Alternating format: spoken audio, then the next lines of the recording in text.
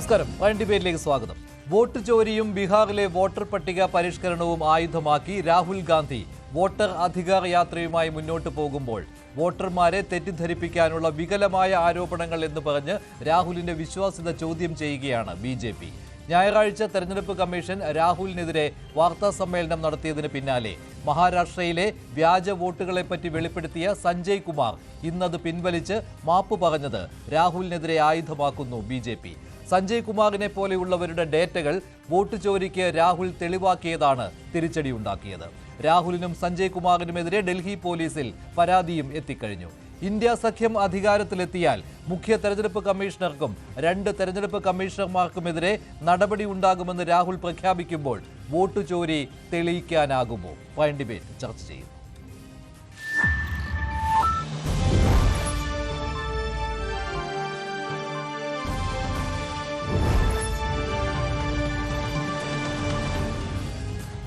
ഡിബേറ്റിൽ കോൺഗ്രസ് നേതാവ് doctor GB Hari, BJP നേതാവ് advocate S Jayasuryan, രാഷ്ട്രീയ നിരീക്ഷകൻ ശ്രീ MS വേണുഗോപാൽ, മാധ്യമപ്രവർത്തകൻ ശ്രീ CB സത്യൻ എന്നിവരാണ് ചേരുന്നത്. ആദ്യം ഡോക്ടർ GB ഹരി, ഇന്ന് ഒരു ആരോപണം BJP ഉന്നയിച്ചിട്ടുണ്ട്. അതിന് അവർ ആയുധമാക്കുന്നതും ഇപ്പോൾ സഞ്ജയ് കുമാർ എന്ന വ്യക്തി, അദ്ദേഹം ഞായറാഴ്ച തെരഞ്ഞെടുപ്പ് കമ്മീഷന്റെ വാർത്താ സമ്മേളനം കഴിഞ്ഞ് പറഞ്ഞ കാര്യമാണ്, ട്വിറ്ററിൽ പങ്കുവച്ചിരുന്ന കാര്യമാണ്. മഹാരാഷ്ട്രയിൽ ലോക്സഭാ തെരഞ്ഞെടുപ്പിലെയും നിയമസഭാ തെരഞ്ഞെടുപ്പിലെയും വോട്ടർമാരുടെ എണ്ണത്തിലുണ്ടായ വലിയ അന്തരം, ഇത് വലിയ വ്യാജ വോട്ടുകളെ പറ്റിയാണ് അദ്ദേഹം ഇത് പറഞ്ഞത്. പക്ഷേ അത് ഇന്ന് പിൻവലിച്ചിരിക്കുകയാണ്. അത് തെറ്റായ ഡേറ്റയായിരുന്നു, അത് പിൻവലിക്കുന്നുവെന്ന് CCDSന്റെ പ്രധാനപ്പെട്ട ഒരു പോസ്റ്റിലിരിക്കുന്നയാളാണ്. അപ്പോൾ ഈ സഞ്ജയ് കുമാറിനെ പോലെയുള്ളവരുടെ ഡേറ്റകൾ കോൺഗ്രസ് ആയുധമാക്കിയിട്ടുണ്ട്. ഇവരുടെ ഡേറ്റകൾ എടുത്തു പറഞ്ഞുകൊണ്ടാണ് രാഹുൽ ഗാന്ധി വാർത്താ സമ്മേളനം നടത്തിയതും. അപ്പോൾ ഇത് നിങ്ങളെ പ്രതിരോധത്തിലാക്കുന്നു എന്നാണ്. കാരണം ഈ ഡേറ്റ തെറ്റാണ് എന്ന് ഇത് വെളിപ്പെടുത്തിയ ആൾ തന്നെ പറയുകയാണ്. മഹാരാഷ്ട്രയിൽ അങ്ങനെ ഒരു സംഭവം ഉണ്ടായിട്ടില്ല എന്ന്. മഞ്ജുഷെ, 7-ാം തീയതി രാജ്യത്തിൻ്റെ പ്രതിപക്ഷ നേതാവ് നടത്തിയിട്ടുള്ള പത്രസമ്മേളനം താങ്കൾ ശ്രദ്ധിച്ചിട്ടുണ്ടെങ്കിൽ കൃത്യമായി താങ്കൾക്ക് മനസ്സിലാവും. അതിനകത്ത് പങ്കെടുത്ത രാജ്യത്തെ മുഴുവൻ മാധ്യമങ്ങളും അദ്ദേഹം പറഞ്ഞിട്ടുള്ള കാര്യങ്ങൾ ഇതുവരെയും തെറ്റാണ് എന്ന് പറഞ്ഞിട്ടില്ല. അതുമാത്രമല്ല, ഇന്ത്യ ടുഡേ പോലുള്ള, അതോടൊപ്പം തന്നെ രാജ്യത്തെ തന്നെ പ്രമുഖമായ പല മാധ്യമങ്ങളും അദ്ദേഹത്തിൻ്റെ ഈ ഡേറ്റയുടെ അടിസ്ഥാനത്തിൽ അവിടെ പോയി ഗ്രൗണ്ട് റിയാലിറ്റി പരിശോധിച്ചതിന് ശേഷം അദ്ദേഹം പറയുന്നത് യാഥാർത്ഥ്യമാണ് എന്ന് പറഞ്ഞിട്ടുണ്ട്. താങ്കൾ ചൂണ്ടിക്കാണിക്കുന്നത് മഹാരാഷ്ട്രയിലെ ഒരു കേസ് മാത്രമാണ്. ഞങ്ങൾ ആ ഡേറ്റയെ എവിടത്തും ഞങ്ങൾ കാണിച്ചിട്ടില്ല. ഞങ്ങൾ കൃത്യമായി എവിടെ നിന്നാണ് ഈ ഡേറ്റ എടുത്തിട്ടുള്ളത്, എങ്ങനെയാണ് ഈ ഡേറ്റ ഞങ്ങൾ കളക്ട് ചെയ്തിട്ടുള്ളത്, 1,250,000 പേരെ അവിടെ ആ ബാംഗ്ലൂർ സെൻട്രലിലുള്ള അവിടുത്തെ ആ നിയമസഭാ മണ്ഡലത്തിനകത്ത് ചേർത്തിട്ടുണ്ട് എന്ന് പറഞ്ഞ കാര്യത്തിനകത്ത്, അതുമാത്രമല്ല ഒരു ഇട്ടാവട്ട സ്ഥലത്ത് ഏകദേശം 10-80ഓളം ആളുകളെ ചേർത്തിരിക്കുന്നു എന്ന് പറഞ്ഞ കാര്യത്തിനകത്ത് ഒരു തെറ്റുമില്ല. അത് രാജ്യത്തിൻ്റെ പ്രതിപക്ഷ നേതാവ് പറഞ്ഞത് ഈ നിമിഷം വരെയും തെറ്റാണെന്ന് ഇലക്ഷൻ കമ്മീഷൻ പറഞ്ഞിട്ടില്ല, അതോടൊപ്പം തന്നെ മറ്റു മാധ്യമങ്ങൾ പറഞ്ഞിട്ടില്ല എന്ന യാഥാർത്ഥ്യം ഒരു വശത്ത് നിൽക്കുന്നുണ്ട്. അതേസമയം ഞങ്ങൾ പറഞ്ഞതുപോലെ തന്നെയാണ് രാജ്യത്തിൻ്റെ ഒരു മന്ത്രി അനുരാഗ് ഠാക്കൂർ അദ്ദേഹം പത്രസമ്മേളനം നടത്തി പറഞ്ഞത് കേരളത്തിൽ ഇത്തരത്തിൽ ചില കാര്യങ്ങൾ ഉണ്ടായിട്ടുണ്ട് എന്നുള്ളതാണ്. അപ്പം ആ കാര്യങ്ങൾ പരിശോധിക്കാൻ പോയിട്ടുള്ള മാധ്യമങ്ങൾ, നിങ്ങളടക്കമുള്ള കേരളത്തിലെ മാധ്യമങ്ങൾ അദ്ദേഹം പറഞ്ഞ കാര്യങ്ങൾ തെറ്റാണ് എന്ന് സമർത്ഥിക്കാനും ഇവിടെ നമുക്ക് നമ്മുടെ മുമ്പിൽ ഒരുപാട് ഡേറ്റകളുണ്ട്. അതുകൊണ്ട് ഞങ്ങൾ രാജ്യത്തിൻ്റെ പ്രതിപക്ഷ നേതാവ് ഇത്തരത്തിലുള്ള ഡേറ്റകളുടെ ഒരു സമാഹരണമാണല്ലോ രാഹുൽ ഗാന്ധി നടത്തിയിരിക്കുന്നത്. കോൺഗ്രസിന്റെ ഇന്ന് വിശദീകരണം വന്നത് ഞങ്ങൾ പല സോഴ്സുകളിൽ നിന്ന് ഇങ്ങനെ ഡേറ്റ എടുത്തിട്ടുണ്ട് എന്നാണ്, സ്വന്തം ടീമിനെ വെച്ചിട്ടുണ്ട് എന്നൊക്കെയുമാണ്. പക്ഷേ സഞ്ജയ് കുമാറിന്റെ ഡേറ്റയെ വിലപ്പെട്ടതായിട്ട് കോൺഗ്രസ് കണ്ടിരുന്നു. അത് മാത്രമല്ല, മഹാരാഷ്ട്രയെ കുറിച്ച് അദ്ദേഹം പറഞ്ഞപ്പോൾ അതിനെ റീട്വീറ്റ് ചെയ്തതും കോൺഗ്രസ് നേതാക്കൾ തന്നെയാണ്. ഇലക്ഷൻ കമ്മീഷനെതിരെ ആയുധമാക്കിയതും കോൺഗ്രസ് നേതാക്കൾ തന്നെയാണ്. ഇന്ത്യ സഖ്യ നേതാക്കൾ എന്ന് തന്നെ പറയാം. പ്രതിപക്ഷ പാർട്ടികളിൽ ഉള്ള എല്ലാവരും, അത് എല്ലാ പാർട്ടികളിലും പെട്ടവർ അത് ഏറ്റെടുത്തിട്ടുണ്ടായിരുന്നു. മഹാരാഷ്ട്രയിലെ കാര്യമാണ് ഞാൻ പറഞ്ഞത്. അവിടെ വലിയ അന്തരം 2024 ലോക്സഭാ തെരഞ്ഞെടുപ്പും അതിന് 6 മാസത്തിന് ശേഷം നടന്ന നിയമസഭാ തെരഞ്ഞെടുപ്പിലെ വോട്ടർ പട്ടികയും തമ്മിൽ ഉണ്ടായിരുന്നു. അങ്ങനെ ഒരു വിജയം വ്യാജമായി ഉണ്ടാക്കിയെടുത്തു NDA എന്നുള്ളതാണല്ലോ. പക്ഷെ അത് തെറ്റാണ് എന്ന് ഈ സഞ്ജയ് കുമാർ തന്നെ ട്വീറ്റിൽ, ഞങ്ങൾ അത് വസ്തുതകൾക്കനുസരിച്ചല്ല ഡേറ്റ പുറത്തുവിട്ടത്, ഞങ്ങളുടെ പഠനത്തിൽ തെറ്റുപറ്റിയിട്ടുണ്ടായിരുന്നു എന്ന് പറഞ്ഞുകൊണ്ട് പൊതുസമൂഹത്തിന് മുന്നിൽ മാപ്പപേക്ഷിക്കുകയാണ് ഉണ്ടായത്. അതാണ് ഇതിന് പ്രശ്നമുണ്ടാകുന്നത്. കാരണം ഇത്തരം ഡേറ്റകൾ നിങ്ങൾ എടുത്തിട്ടുണ്ട്, ഈ ഡേറ്റകളാണ് നിങ്ങൾ പ്രചരിപ്പിച്ചത് എന്നുള്ള കാര്യം വളരെ ഗുരുതരമാണ്. അത് തെരഞ്ഞെടുപ്പ് കമ്മീഷന്റെ വിശ്വാസ്യതയെ ചോദ്യം ചെയ്യുന്ന രീതിയിലാണ്. മഞ്ജുഷെ, ഇപ്പോൾ സഞ്ജയ് കുമാർ അദ്ദേഹം നടത്തിയിട്ടുള്ള ഡേറ്റ, അദ്ദേഹത്തിൻ്റെ സോഴ്സ് എന്താണെന്നുള്ള കാര്യത്തെക്കുറിച്ച് ഞങ്ങൾക്കറിയില്ല. പക്ഷേ ഞങ്ങളെ സംബന്ധിച്ചിടത്തോളം, കോൺഗ്രസ് പാർട്ടിയെ സംബന്ധിച്ചിടത്തോളം, ഞങ്ങൾ ഔദ്യോഗികമായി പത്രസമ്മേളനം നടത്തി രാജ്യത്തിൻ്റെ പ്രതിപക്ഷ നേതാവ് ശ്രീ രാഹുൽ ഗാന്ധി പറഞ്ഞ ഡേറ്റയിൽ ഞങ്ങൾക്ക് ഒരു തരത്തിലുള്ള മാറ്റവും ഞങ്ങൾ പറയുന്നില്ല. ഞങ്ങൾക്ക് വളരെ കൃത്യമായി അതും ഇലക്ഷൻ കമ്മീഷൻ നൽകിയിട്ടുള്ള ഡേറ്റയിൽ നിന്നിട്ടുള്ള അല്ലെങ്കിൽ ആ കാര്യങ്ങളിൽ നിന്നിട്ട് തന്നെയാണ് ഞങ്ങൾ അത്തരത്തിലൊരു കാര്യം പറഞ്ഞിരിക്കുന്നത്. അത് ഇതുവരെയും തെറ്റാണെന്നൊരിടത്തും പറഞ്ഞിട്ടില്ല. ഒന്ന്. രണ്ട്, ഏറ്റവും പ്രധാനമായിട്ട് നമ്മൾ മനസ്സിലാക്കേണ്ട ഒരു പ്രധാനപ്പെട്ട കാര്യം, രാജ്യത്തിൻ്റെ പ്രതിപക്ഷ നേതാവ് ജനങ്ങളുടെ മുമ്പിലേക്ക് ഒരു കാര്യം മുന്നോട്ട് വച്ചിട്ടുണ്ട്. അത് തെറ്റാണ് എന്ന് ആരും പറയുന്നില്ല. അത് അന്വേഷിക്കേണ്ടത് ആരാണ്? ഞാൻ ചോദിക്കട്ടെ, പ്രതിപക്ഷം അതോടൊപ്പം തന്നെ ഭരണപക്ഷവും ഈ രാജ്യത്തുണ്ട്. പക്ഷേ ഇലക്ഷൻ കമ്മീഷൻ ആരുടെ പക്ഷത്താണ്? ഇലക്ഷൻ കമ്മീഷൻ എന്ന് പറയുന്നത് രാജ്യത്ത് നിഷ്പക്ഷമായി പ്രവർത്തിക്കേണ്ട, ജനാധിപത്യം പുലർത്താൻ, ജനാധിപത്യം നടപ്പാക്കാൻ, ജനാധിപത്യം പുലരാൻ ഏറ്റവും കൂടുതൽ പ്രവർത്തിക്കേണ്ട ഒരു സംവിധാനമാണല്ലോ. ആ ഒരു സംവിധാനം കൃത്യമായി പ്രവർത്തിക്കുന്നില്ല. അതിനകത്ത് ഒരുപാട് തെറ്റുകൾ കടന്നുകൂടിയിട്ടുണ്ട് എന്ന് പറഞ്ഞത് സാധാരണക്കാരനായ ഒരു വ്യക്തിയല്ല. അദ്ദേഹം ആരാ പറഞ്ഞിരിക്കുന്നത് രാജ്യത്തിൻ്റെ പ്രതിപക്ഷ നേതാവാണ്. 2 പ്രധാനപ്പെട്ട മണ്ഡലങ്ങളിൽ നിന്ന് MP ആയി വിജയിച്ചു വന്നിട്ടുള്ള ആളാണ്. എത്രയോ വർഷക്കാലമായി MP ആയിരിക്കുന്ന ഒരാളാണ്. അദ്ദേഹത്തെ പോലെ ഒരാൾ ഇത് പറഞ്ഞിട്ട് കഴിഞ്ഞ ദിവസം ഇലക്ഷൻ കമ്മീഷൻ നടത്തിയിട്ടുള്ള പത്രസമ്മേളനം 1.5 മണിക്കൂർ നീണ്ടു നിന്ന ആ പത്രസമ്മേളനത്തിൽ ബഹുമാനായ പ്രതിപക്ഷ നേതാവ് ഉന്നയിച്ചിട്ടുള്ള ഏതെങ്കിലും ഒരു കാര്യത്തിന് അവർ കൃത്യമായി മറുപടി പറഞ്ഞിട്ടുണ്ടോ? അതിന് പകരമായി അവരെന്താ പറഞ്ഞത്? നമ്മൾ കേട്ടത് പ്രതിപക്ഷ നേതാവ് മാപ്പ് പറയണം എന്നാണ് പറഞ്ഞത്. ഞാൻ പറയട്ടെ, തെറ്റുകളുണ്ടെങ്കിൽ അത് ചൂണ്ടിക്കാണിച്ചാൽ, ഇപ്പം നമ്മളിപ്പോൾ ഇങ്ങനെ ഇരിക്കുന്നു, നമ്മൾ ഒരു ചർച്ച നടത്തുന്നു, ആ ചർച്ചയിൽ ഒരു തെറ്റുണ്ട് എന്ന് മഞ്ജൂഷ് ചൂണ്ടിക്കാണിച്ചാൽ അത് തിരുത്താനല്ലേ ഞാൻ ശ്രമിക്കേണ്ടത്? അല്ലെങ്കിൽ ഞാനൊരു കാര്യം ചൂണ്ടിക്കാണിച്ചാൽ അത് മഞ്ജൂഷ് തിരുത്താനല്ലേ ശ്രമിക്കേണ്ടത്? അത്തരത്തിലൊരു തിരുത്തലിന് എന്തുകൊണ്ട് രാജ്യത്തിൻ്റെ ഇലക്ഷൻ കമ്മീഷൻ തയ്യാറാകുന്നില്ല? ഞങ്ങൾ ചോദിക്കുന്നത് രണ്ടുപേരും, ഞങ്ങൾ പറഞ്ഞതും പ്രതിപക്ഷം പറഞ്ഞ കാര്യവും അതോടൊപ്പം ഇവിടെ നിൽക്കുന്നു, ഭരണപക്ഷം പറഞ്ഞ കാര്യം ഇവിടെ നിൽക്കുന്നു. അതാണ് ഞാൻ നേരത്തെ പറഞ്ഞത്. അനുരാഗ് ഠാക്കൂർ എന്ന് പറയുന്ന മന്ത്രി പറഞ്ഞിരിക്കുന്ന ഒരു കാര്യം, അദ്ദേഹം പറഞ്ഞിരിക്കുന്നു ഒരുപാട് മണ്ഡലങ്ങളിൽ ഇത്തരത്തിൽ ആളെ ചേർത്തിരിക്കുന്നു എന്ന്. ആരാ പറഞ്ഞിരിക്കുന്നത്? ഭരണപക്ഷം പറഞ്ഞിരിക്കുന്നു. ആരാ ഇവിടെ ഒരുപാട് മണ്ഡലങ്ങളിൽ ഒരുപാട് ഇത്തരത്തിൽ ആളുകളെ കുട്ടിനിറച്ചിരിക്കുന്നു എന്ന് പറഞ്ഞത് ആരാ? രാജ്യത്തിൻ്റെ പ്രതിപക്ഷ നേതാവ്. ഈ രണ്ടുപേരും പറഞ്ഞിരിക്കുന്നു. അപ്പോൾ നിഷ്പക്ഷമായി ഈ കാര്യങ്ങൾ ഏകോപിപ്പിച്ചുകൊണ്ടിരിക്കുന്ന ഇലക്ഷൻ കമ്മീഷൻ ഞങ്ങളിത് അന്വേഷിക്കട്ടെ, ഞങ്ങളിത് നോക്കട്ടെ, ഇതിനകത്ത് യാഥാർത്ഥ്യമുണ്ടോ എന്ന് ഞങ്ങൾ പരിശോധിക്കാം, പരിശോധിച്ച് യാഥാർത്ഥ്യമുണ്ടെങ്കിൽ നടപടി സ്വീകരിക്കാം എന്ന് പറയേണ്ടതല്ലേ? അതല്ലേ അതിൻ്റെ അകത്ത് ഒരു മര്യാദ എന്ന് പറയുന്നത്? ആ മര്യാദ കാണിക്കാൻ ഇലക്ഷൻ കമ്മീഷൻ തയ്യാറായിട്ടുള്ളത് മാത്രമല്ല, അദ്ദേഹം മുന്നോട്ട് വെച്ച ഡേറ്റ തെറ്റാണെന്ന് ഇലക്ഷൻ കമ്മീഷൻ അവരുടെ പത്രസമ്മേളനത്തിൽ പറഞ്ഞിട്ടുമില്ല. അത് യാഥാർത്ഥ്യമാണ്, സത്യമാണെന്ന് പറഞ്ഞു. പക്ഷേ ഇപ്പോൾ അമിത് മാളവ്യ പറഞ്ഞിരിക്കുകയാണ്, the very institution whose data Rahul Gandhi leaned on to defame the voters of Maharashtra has now admitted that its figures were wrong not just on Maharashtra but even on SIR എന്നുള്ളതാണ്. അതിന് കാരണമായിട്ട് പറയുന്നത് ഈ ട്വീറ്റാണ്. അതിനകത്ത് കൃത്യമായിട്ട് സഞ്ജയ് കുമാർ അന്ന് പറഞ്ഞത് some information of Maharashtra election AC number 59 Ramtek, അവിടെ നമ്പർ ഓഫ് വോട്ടേഴ്സ് 2024 ഇത്രയായിരുന്നു, അസംബ്ലി ഇലക്ഷനിൽ ഇത്രയായിരുന്നു, ഡിക്രീസ്ഡ് വോട്ടേഴ്സിന്റെ നമ്പർ ഇങ്ങനെയാണ് എന്ന് പറഞ്ഞുകൊണ്ട് രണ്ടിടത്തെ ചൂണ്ടിക്കാണിച്ചിരുന്നു. ഇന്ന് അദ്ദേഹം പറയുകയാണ് ഇതേ ഡേറ്റ നിങ്ങൾ ആശ്രയിച്ചിരുന്നു സഞ്ജയ് കുമാറിന്റെ. I sincerely apologise for the tweets posted regarding Maharashtra elections. Error occurred while comparing data of 2024 LS and 2024 AS. The data is raw was misread by our data team. എന്തൊരു ഈ തെരഞ്ഞെടുപ്പ് കമ്മീഷന്റെ വിശ്വാസ്യത മുഴുവൻ ചോദ്യം ചെയ്തുകൊണ്ട് ലോകം മുഴുവൻ ഇത് പ്രചരിപ്പിച്ചിട്ട് ഇത് കോൺഗ്രസ് ഏറ്റെടുത്തിട്ട് ഒരു സുപ്രഭാതത്തിൽ പറയുകയാണ് ഈ ഡേറ്റ തെറ്റാണ് എന്ന്. ഞാൻ ഒറ്റ സെന്റൻസ് പറയുക, I had no intention of dispersing any form of misinformation എന്ന്. ഇതെന്ത് പറഞ്ഞിട്ടാണ് തെരഞ്ഞെടുപ്പ് കമ്മീഷന്റെ വിശ്വാസ്യത മുഴുവൻ ചോദ്യം ചെയ്തുകൊണ്ട് സഞ്ജയ് കുമാർ പറഞ്ഞിരിക്കുന്നത്? ഇതേ സഞ്ജയ് കുമാറിനെ ന്യായീകരിക്കാനോ സഞ്ജയ് കുമാറിന്റെ ഡേറ്റ ശരിയാണോ എന്ന് ഞങ്ങളൊരു കാലത്ത് പറഞ്ഞത്. സഞ്ജയ് കുമാറിനെ പോലെ ഒരാൾ പഠനം നടത്തിയിട്ട് ഇങ്ങനെ പറഞ്ഞിരിക്കുന്നു.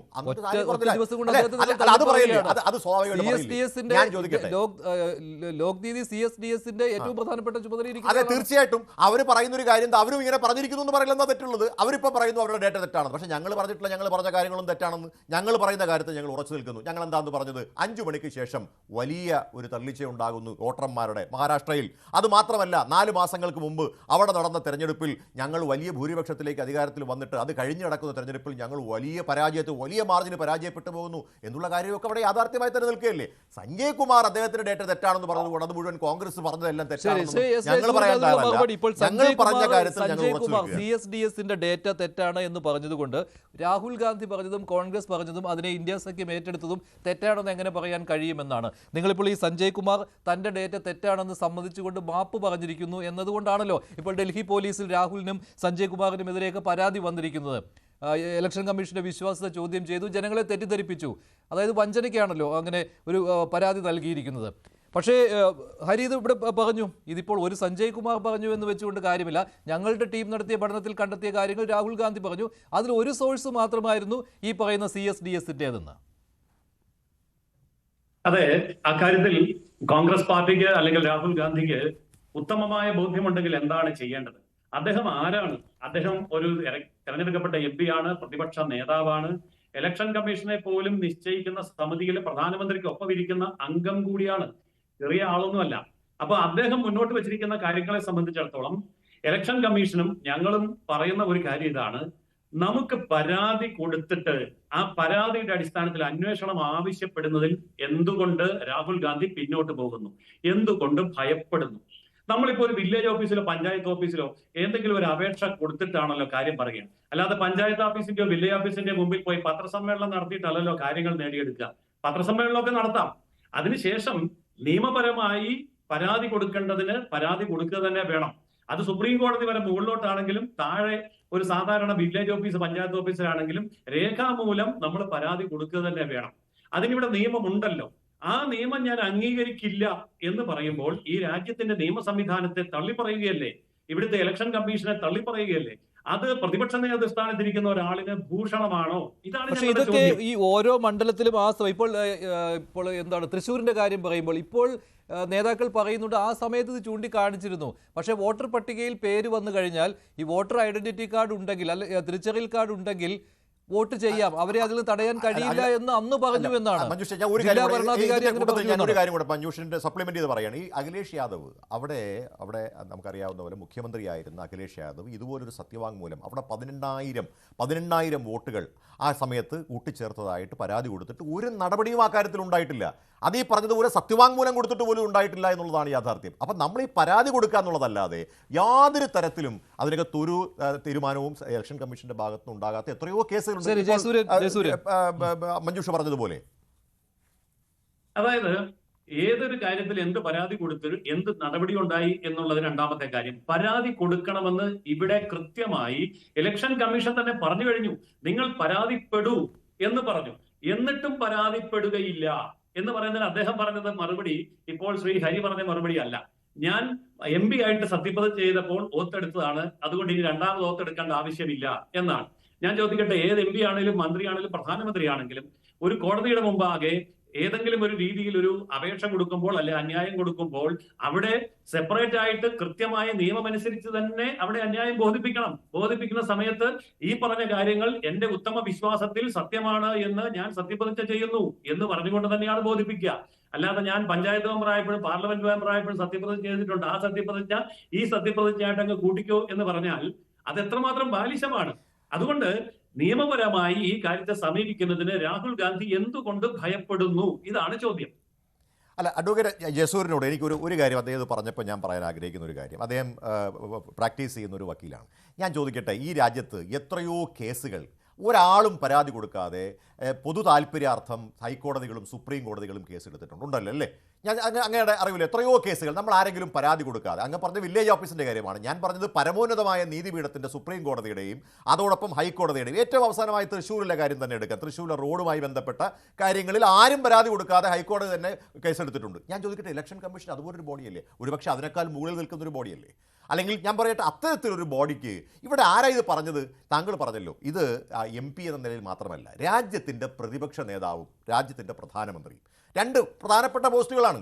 ഇപ്പോൾ ജനാധിപത്യത്തിൽ രാജ്യത്തിൻ്റെ പ്രതിപക്ഷ നേതാവ് എന്ന് പറയുന്നത് പ്രധാനമന്ത്രിയെ പോലെ തന്നെ വളരെ പ്രധാനപ്പെട്ട ഒരു പോസ്റ്റ് വഹിക്കുന്ന ആളാണ്. അപ്പോൾ രാജ്യത്തിൻ്റെ പ്രതിപക്ഷ നേതാവ് പബ്ലിക്കായി പറഞ്ഞിരിക്കുന്ന ഒരു കാര്യമാണ് അഡ്വക്കേറ്റ് ജയസൂര്യൻ. പബ്ലിക്കായി, അതും തെളിവുകൾ നിരത്തി പറഞ്ഞിരിക്കുന്നു. അദ്ദേഹത്തിൻ്റെ മുമ്പിൽ അദ്ദേഹം പറഞ്ഞതാ എൻ്റെ മുമ്പിൽ തെളിവുകളുണ്ട്. ഞാൻ ചോദിക്കുന്നത്, എന്തുകൊണ്ട് അത്തരത്തിൽ ഒരു ഇലക്ഷൻ ഇതിനെ ഉൾക്കൊണ്ടുകൊണ്ട് ഞങ്ങൾ ഇത് അന്വേഷിക്കാൻ തയ്യാറാകാം? ഇവിടെ ഞാൻ നേരത്തെ മഞ്ജുഷോട് സൂചിപ്പിച്ചത്, ഇവിടുത്തെ പ്രധാനപ്പെട്ട മാധ്യമങ്ങൾ, ഇന്ത്യ ടുഡേ അടക്കമുള്ള പല മാധ്യമങ്ങളും രാഹുൽ ഗാന്ധി പറഞ്ഞ വീടുകൾ പോയി. ആ വീടുകളിൽ പോയപ്പോൾ അത് യാഥാർത്ഥ്യമാണെന്ന് തെളിഞ്ഞു. ഇനി ഞാൻ പറഞ്ഞല്ലോ, താങ്കളുടെ പാർട്ടിയുടെ പ്രധാനപ്പെട്ട ഒരു നേതാവ്, അദ്ദേഹം മന്ത്രിയായിരിക്കുന്ന അനുരാഗ് ഠാക്കൂർ പത്രസമ്മേളനം നടത്തി ഇത് വേറെ കേരളത്തിലെ പല മണ്ഡലങ്ങളിലും ഉണ്ട് എന്ന് അദ്ദേഹം പറഞ്ഞു. പക്ഷേ യാഥാർത്ഥ്യം എന്താണ്?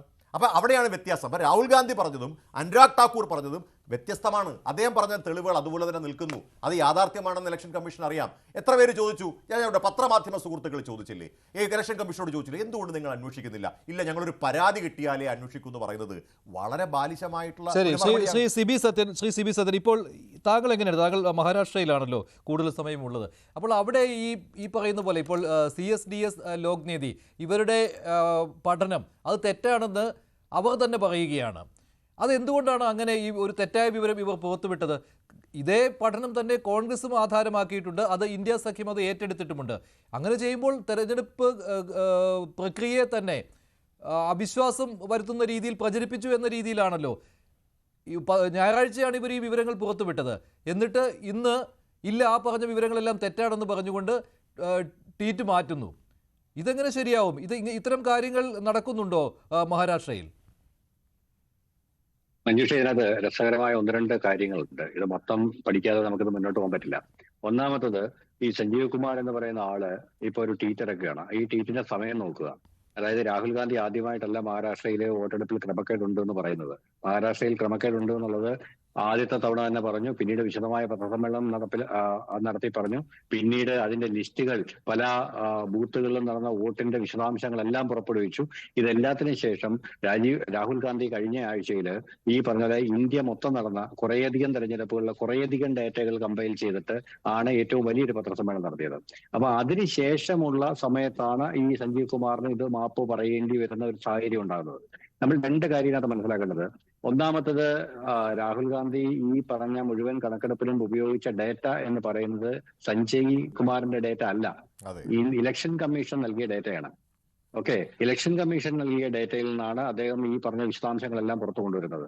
അപ്പോൾ അതിനകത്ത് ഇലക്ഷൻ കമ്മീഷൻ കൊടുത്ത ടൈമിങ്ങും ഇലക്ഷൻ കമ്മീഷന്റെ വെബ്സൈറ്റിൽ വന്ന അപ്ഡേറ്റുകളും ഒക്കെ അടിസ്ഥാനപ്പെടുത്തി ഒരു വലിയ ടീം ഇരുന്നിട്ട് വർക്ക് ചെയ്തിട്ടാണ് ഈ മുഴുവൻ സാധനവും പറഞ്ഞത്. അപ്പം സഞ്ജയ് കുമാർ എന്ന് പറയുന്ന ഒരാള്, അദ്ദേഹത്തിന് ഇലക്ഷൻ കമ്മീഷനുമായിട്ട് എന്താണ് ബന്ധം എന്ന് മനസ്സിലാവും. അദ്ദേഹം സഫോളജിസ്റ്റ് ആണെന്നാണ് എനിക്ക് മനസ്സിലാവുന്നത്.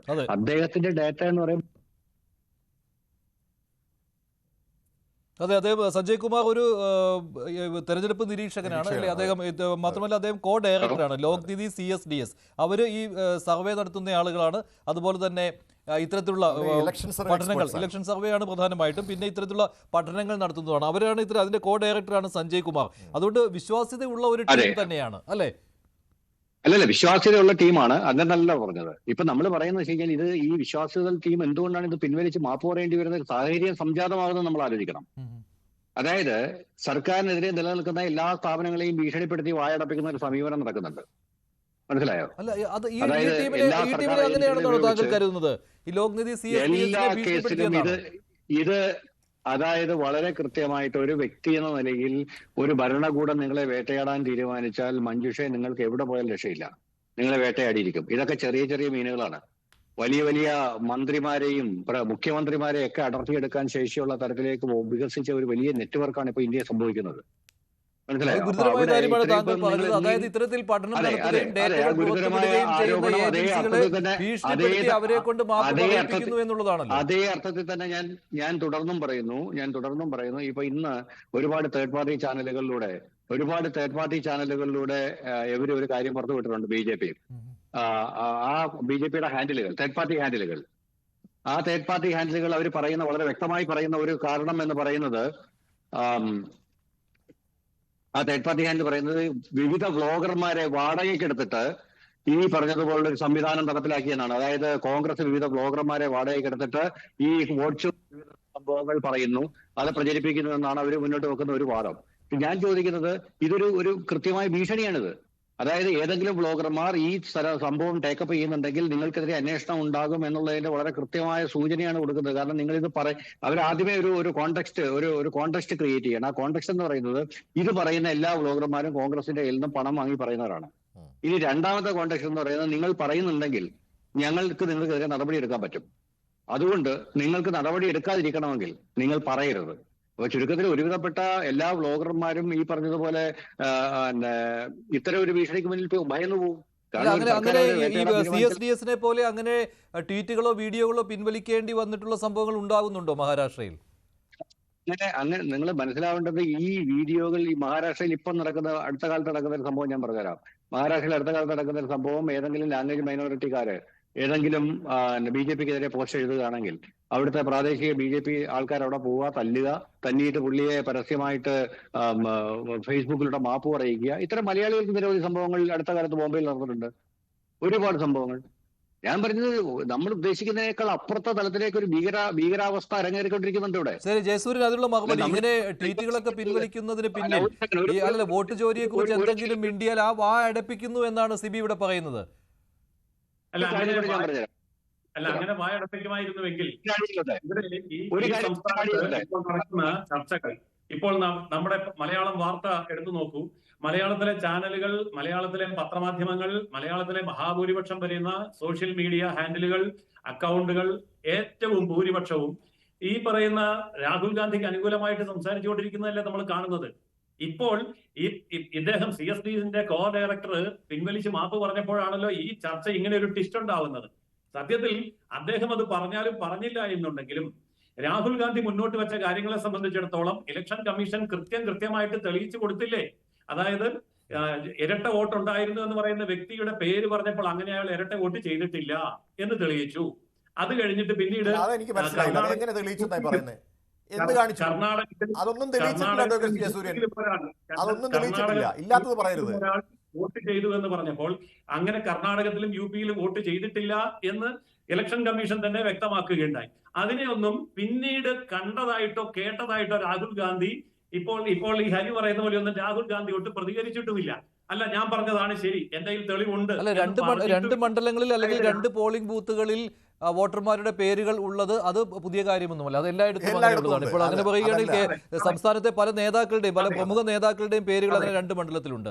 അപ്പോൾ അത് വെച്ചുകൊണ്ട് ഒരു ആരോപണം എന്തായാലും ഉന്നയിക്കാൻ പറ്റുകയില്ല. ശരി ജയസൂര്യൻ. ആരോപണമല്ല, ഞാൻ അവിടെ ഇലക്ഷൻ കമ്മീഷൻ പറഞ്ഞത് ഈ 2 വോട്ട് ചെയ്തിട്ടില്ല, 2 വോട്ട് ചെയ്താലേ കള്ളയോട്ടാവുള്ളൂ, 1 വോട്ടേ ചെയ്തിട്ടുള്ളൂ എന്നുള്ളത് ഇലക്ഷൻ കമ്മീഷൻ പറഞ്ഞപ്പോ രാഹുൽ ഗാന്ധിക്ക് മിണ്ടാട്ടമില്ല. അതുപോലെ തന്നെ 7 മണ്ഡലങ്ങളിൽ കോൺഗ്രസ് ജയിച്ചു, 1 മണ്ഡലത്തിൽ മാത്രം BJP വിജയം അട്ടിമറിച്ചു എന്ന് പറഞ്ഞിടത്ത് സത്യാവസ്ഥ പുറത്തു വന്നപ്പോ എന്താ? 4 മണ്ഡലങ്ങളിൽ കോൺഗ്രസ് ജയിച്ചു, 4 മണ്ഡലത്തിൽ BJP ജയിച്ചു. അത് കള്ളമാണെന്ന് തെളിഞ്ഞില്ലേ? അപ്പോ അതാരെങ്കിലും ആരോപിച്ചതാണോ?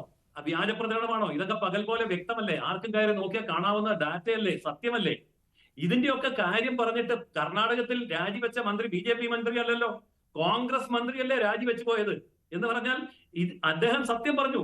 നമുക്കാണ് മണ്ടത്തരം പറ്റിയത്. കോൺഗ്രസിന്റെ ബൂത്ത് ഏജന്റുമാർ എവിടെയായിരുന്നു? നമ്മൾ വോട്ടേഴ്സ് ലിസ്റ്റ് പരിശോധിക്കണമായിരുന്നു, ശുദ്ധീകരിക്കണമായിരുന്നു. അതൊന്നും ചെയ്യാതിരുന്നതിന്റെ കുറ്റം കോൺഗ്രസിന് തന്നെയാണെന്ന് പറഞ്ഞ് കോൺഗ്രസിന്റെ മന്ത്രിയെ കൊണ്ട് കോൺഗ്രസ് നേതൃത്വം രാജിവെപ്പിക്കുകയല്ലേ ചെയ്തത്.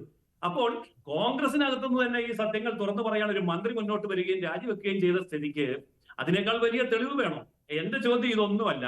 വാർത്തയോ അല്ലെ കോൺഗ്രസ് മന്ത്രി രാജിവെച്ചതോ രാഹുൽ ഗാന്ധി കൊണ്ടുവന്ന ആരോപണങ്ങളെയൊക്കെ ഇലക്ഷൻ കമ്മീഷൻ കൃത്യമായി മറുപടി കൊടുത്ത് പൊളിച്ചടുക്കിയതോ ഒന്നുമല്ല എന്റെ ചോദ്യം. കോടതിയെ സമീപിക്കാൻ അല്ലെങ്കിൽ ഇലക്ഷൻ കാര്യമാണ്. അപ്പോൾ ഇവിടെ ഹരി ചോദിക്കുന്ന ചോദ്യം സ്വമേധയാ കേസെടുത്തുകൂടെ എന്നാണ്. സ്വമേധയാ കോടതികൾ കേസെടുക്കുന്നത് എപ്പോഴാണ്? കേസ് കൊടുക്കാനും പ്രതികരിക്കാനും ആളില്ലാതെ വരുമ്പോൾ. അങ്ങനെയുള്ള സാഹചര്യങ്ങളിൽ സ്വമേധയാ കോടതി കേസെടുക്കും.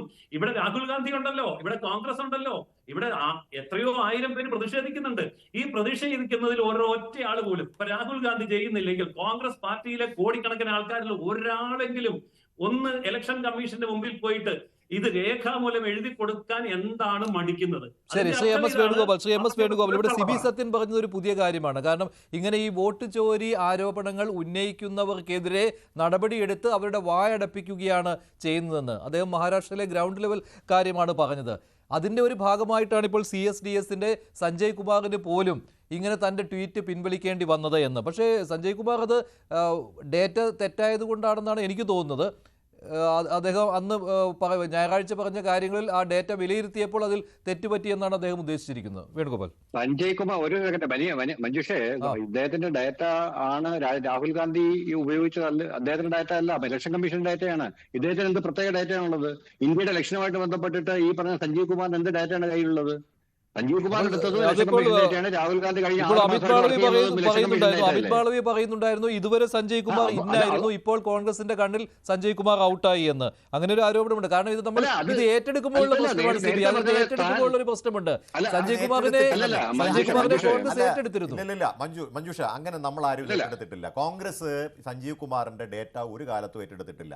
ഞങ്ങളിത് പറഞ്ഞപ്പോൾ സഞ്ജീവ് കുമാർ ഈ ഡേറ്റയുമായി വന്നപ്പോൾ ഇത്തരത്തിലുള്ള ഡേറ്റകൾ വീണ്ടും വരുന്നു എന്ന് ചൂണ്ടിക്കാണിച്ചിട്ടു ആ സമയത്ത്. പക്ഷേ വൺ ഓഫ് ദ സോഴ്സസ് എന്ന് നമ്മൾ പറഞ്ഞിട്ടുള്ളൂ. രണ്ട്, നമ്മളിപ്പോൾ പറഞ്ഞിരിക്കുന്ന ഈ വിഷയത്തിന്റെ ഡേറ്റ നേരത്തെ സിബി പറഞ്ഞതുപോലെ ഇതെന്ന് പറയുന്നത് ഇലക്ഷൻ കമ്മീഷൻ ഞങ്ങൾക്ക് പ്രൊവൈഡ് ചെയ്തതാണ്. ഞങ്ങൾ അവരോട് പറഞ്ഞെന്താണ്, മെഷീൻ റീഡബിൾ ആയിട്ടുള്ള ഡേറ്റ തരാൻ പറഞ്ഞപ്പോൾ അതൊന്നുമില്ല, ഞങ്ങളുടെ വേണുഗോപാൽ. ഞാൻ താങ്കൾ ചോദിച്ച ചോദ്യത്തിന് ഉത്തരം പറഞ്ഞോട്ടെ. 1975 ഇലക്ഷൻ ക്രമക്കേട് നടത്തി എന്ന് പറഞ്ഞിട്ട് ഇന്ദിരാഗാന്ധിയെ അലഹാബാദ് ഹൈക്കോടതിയും പിന്നെ സുപ്രീം കോടതിയും ഇത് തെറ്റായിരുന്നു എന്ന് വ്യാഖ്യാനിച്ച് ആ ഇലക്ഷൻ റദ്ദാക്കിയപ്പോൾ നടന്ന സംഭവം എന്താണ്? ഇന്ത്യയിലെ മുഴുവൻ പേരുടെയും വാടച്ചുകൊണ്ട് അടിയന്തരാവസ്ഥ പ്രഖ്യാപിക്കുകയാണ് ചെയ്തത്. ഇത് ഇന്ത്യയിൽ വരുന്ന ഒരു വലിയ വിപത്ത് തന്നെയാണ്. ഇപ്പോഴും ഉണ്ടെന്ന് പറയുന്നതിൽ തെറ്റൊന്നുമില്ല, കാരണം കാണും. ഇത് മാറ്റണ്ടേ എന്നുള്ളത് ആരാണ് ചിന്തിക്കേണ്ടത്? ഇവിടുത്തെ രാഷ്ട്രീയ പാർട്ടികളാണ്. ഞാൻ ഇലക്ഷൻ കമ്മീഷനായിരുന്ന TN ശേഷൻ്റെ കൂടെ 5 പ്രാവശ്യം കേരളത്തിൽ അദ്ദേഹത്തിൻ്റെ ഔദ്യോഗിക വിസിറ്റിൽ സന്ദർശിച്ച ആളാണ്. അദ്ദേഹം പറയുന്നത് ഈ ഇലക്ഷൻ പ്രോസസ്സ് നന്നാവണമെങ്കിൽ ആദ്യം രാഷ്ട്രീയ പാർട്ടികൾ നന്നാവണം. എന്തുകൊണ്ടാണ് അദ്ദേഹം പറഞ്ഞതെന്നറിയാമോ? ഇവിടെ ഭരണഘടനയെക്കുറിച്ച് കോൺഗ്രസ് പറയുന്നുണ്ട്, മറ്റു പാർട്ടികൾ പറയുന്നുണ്ട്. ഇതുപോലത്തെ ഒരു ഭരണഘടന, പാർട്ടിയുടെ ഭരണഘടന ഇലക്ഷൻ കമ്മീഷന് കൊടുത്തിട്ടുണ്ട്. ഈ ഭരണഘടന പ്രകാരം ഇന്നർ പാർട്ടി ഡെമോക്രസി അവിടെ ഉണ്ടോ? ഇലക്ഷൻ നടത്തുന്നുണ്ടോ? അവിടുത്തെ പണം എങ്ങനെ വരുന്നു എന്ന് ഓഡിറ്റ് ചെയ്യാനുള്ള സംവിധാനമുണ്ടോ? ഇതൊക്കെ വരുമെന്ന് പറഞ്ഞതിനാണ് ഇലക്ഷൻ കമ്മീഷനെ അന്ന് TN ശേഷനെ ഇംപീച്ച് ചെയ്യാൻ പോയത് ഈ ഒറ്റ കാരണം കൊണ്ടാണ്. അപ്പോൾ നമ്മുടെ രാഷ്ട്രീയ പാർട്ടികൾ ചെയ്യേണ്ട ഉത്തരവാദിത്തം അവർ ചെയ്യുന്നില്ല എന്നുള്ളതാണ് പ്രശ്നം. അതിൽ ഏറ്റവും വലിയ ഒരു പ്രധാനപ്പെട്ട കാര്യം ഇലക്ഷൻ കമ്മീഷൻ എന്ന് പറയുന്ന ഒരു കൊച്ചു ബോഡിയാണ്. ഇലക്ഷൻ കമ്മീഷൻ എങ്ങനെയാണ് വോട്ടേഴ്സ് ലിസ്റ്റ് പ്രിപ്പയർ ചെയ്യുന്നത്? ഇവിടെ ഇരിക്കുന്ന എല്ലാവർക്കും അറിയാം, പക്ഷേ മാറ്റി പറയുന്നു എന്നുള്ളതാണ് കുഴപ്പം. ഇലക്ഷൻ കമ്മീഷൻ അതാത് സംസ്ഥാനങ്ങളിലെ സർക്കാരുകളെ അല്ലെങ്കിൽ യൂണിയൻ ടെറിട്ടറികളെ സമീപിച്ചുകൊണ്ടാണ്. കാരണം 100 കോടി വോട്ടുള്ളതാണ്. ഇത് ചെയ്യണമെങ്കിൽ അതാത് സർക്കാരുകൾ പിന്നെ അവിടുത്തെ ജില്ലാ ഭരണകൂടം ഒക്കെ ചേർന്ന് BLOമാരും BLAമാരും കൂടെ ഉണ്ടെങ്കിലേ ഈ വോട്ടേഴ്സ് ലിസ്റ്റ് ചെയ്യാൻ പറ്റുള്ളൂ. ഇപ്പോൾ കരട് വോട്ടേഴ്സ് ലിസ്റ്റ് തയ്യാറാക്കുന്നു എന്ന് പറഞ്ഞ് വരുമ്പോൾ തന്നെ ആ വോട്ടേഴ്സ് ലിസ്റ്റിൽ BLO എഴുതിയത് ശരിയാണോ എന്ന് നോക്കേണ്ടത് BLA ആണ്. അതായത് രാഷ്ട്രീയ പാർട്ടികളുടെ ഏജൻറ്റുമാരാണത് നോക്കേണ്ടത്. കാരണം ഇതൊരു വലിയ പ്രോസസ്സാണെന്ന്. ഈ പ്രോസസ്സിൽ പൂർണ്ണമായിട്ടും ഒരാൾക്ക് ഒറ്റയ്ക്ക് ചെയ്യാൻ പറ്റില്ല. 54 ലക്ഷം EVM ഉണ്ട്. ഇതുപോലും എണ്ണി തിട്ടപ്പെടുത്തണമെങ്കിൽ തന്നെ ഒരു ചെറിയ സംഘത്തിന് പറ്റില്ല. ഇത് എവിടെയൊക്കെ പോകുന്നു? ഇന്ത്യയുടെ വിവിധ ഭാഗങ്ങളിൽ പോകുന്നു. അപ്പോൾ ഇതൊക്കെ കംപ്ലീറ്റ് ചെയ്യുന്നതിന് എല്ലാ ഘടകങ്ങളും, അതായത് ഇലക്ഷൻ കമ്മീഷൻ, സ്റ്റേറ്റ്, രാഷ്ട്രീയ പാർട്ടികൾ, ഇവിടെ രാഷ്ട്രീയ പാർട്ടികൾ ഉത്തരവാദിത്വം എടുക്കുന്നുണ്ടോ എന്നുള്ളതാണ് പ്രശ്നം. ഇലക്ഷൻ കമ്മീഷനെതിരെ ആരോപണം ഉന്നയിക്കുന്നതിൽ തെറ്റൊന്നുമില്ല. രാഹുൽ ഗാന്ധി പറഞ്ഞ ആരോപണങ്ങൾ വളരെ വലുതാണ്. പക്ഷേ ഇത് എന്നു മുതലുണ്ട്? ഈ 1952 മുതൽ ഈ കഴിഞ്ഞ ഇലക്ഷൻ വരെ ഉണ്ട്. ഏത് മണ്ഡലങ്ങളിൽ ചെന്നാലും ഇങ്ങനെ ഇരട്ട വോട്ടുകൾ കാണാം. ഇവിടെ ജെ പത്മകുമാർ ഇന്നലെ ഒരു ചാനൽ ഡിസ്കഷന് പോയപ്പോൾ എടുത്ത് ജെ പത്മകുമാർ BJP നേതാവ് പറയാ, അദ്ദേഹത്തിന്റെ ഭാര്യയുടെ വീട്ടിലെ അദ്ദേഹം ഭാര്യയെ മാത്രമേ ഉള്ളൂ, അദ്ദേഹത്തിന് 52 വോട്ട് അദ്ദേഹത്തിന്റെ വീട്ടിൽ. ഇപ്പോൾ ഓടി നടക്കുകയാണ്. ഈ പ്രശ്നം വരുന്നതിന് മുമ്പ് സംഭവിച്ചതാണ്. അദ്ദേഹം ഓടി നടക്കുകയാണ് ഇതൊന്ന് തിരുത്തിക്കാൻ. രമേശ് ചെന്നിത്തലയുടെ പേര് 2 ബൂത്തുകളിലുണ്ട്. ഇതൊക്കെ സ്വാഭാവികമാണ്. ഇത് തിരുത്തേണ്ടത് ഇത് ഇന്നും ഇന്നലെയും വരുന്ന സംഭവമല്ല. ഇതെല്ലാം പക്ഷെ അങ്ങനെ കാണാൻ പാടില്ല. എവിടെയാണോ ട്രാൻസ്ഫർ ചെയ്യുന്നത് ഇത് പറഞ്ഞു കഴിഞ്ഞിട്ട് പറയാം. അതായത് നമ്മൾ പറയാറുണ്ട് കനത്ത പോളിംഗ്. ഈ കനത്ത പോളിംഗ് എത്രയാണ് നടക്കുന്നത്? ഇപ്പോൾ 72% 75% ഒക്കെ ആയ കനത്ത പോളിംഗ് നമ്മൾ പണ്ടൊക്കെ 80 നടക്കുമായിരുന്നു. അപ്പോൾ ഈ 75% കഴിഞ്ഞാൽ ബാക്കി 25% എവിടെയാണ് പോകുന്നത്? അതവിടെ കിടക്കുകയാണ്.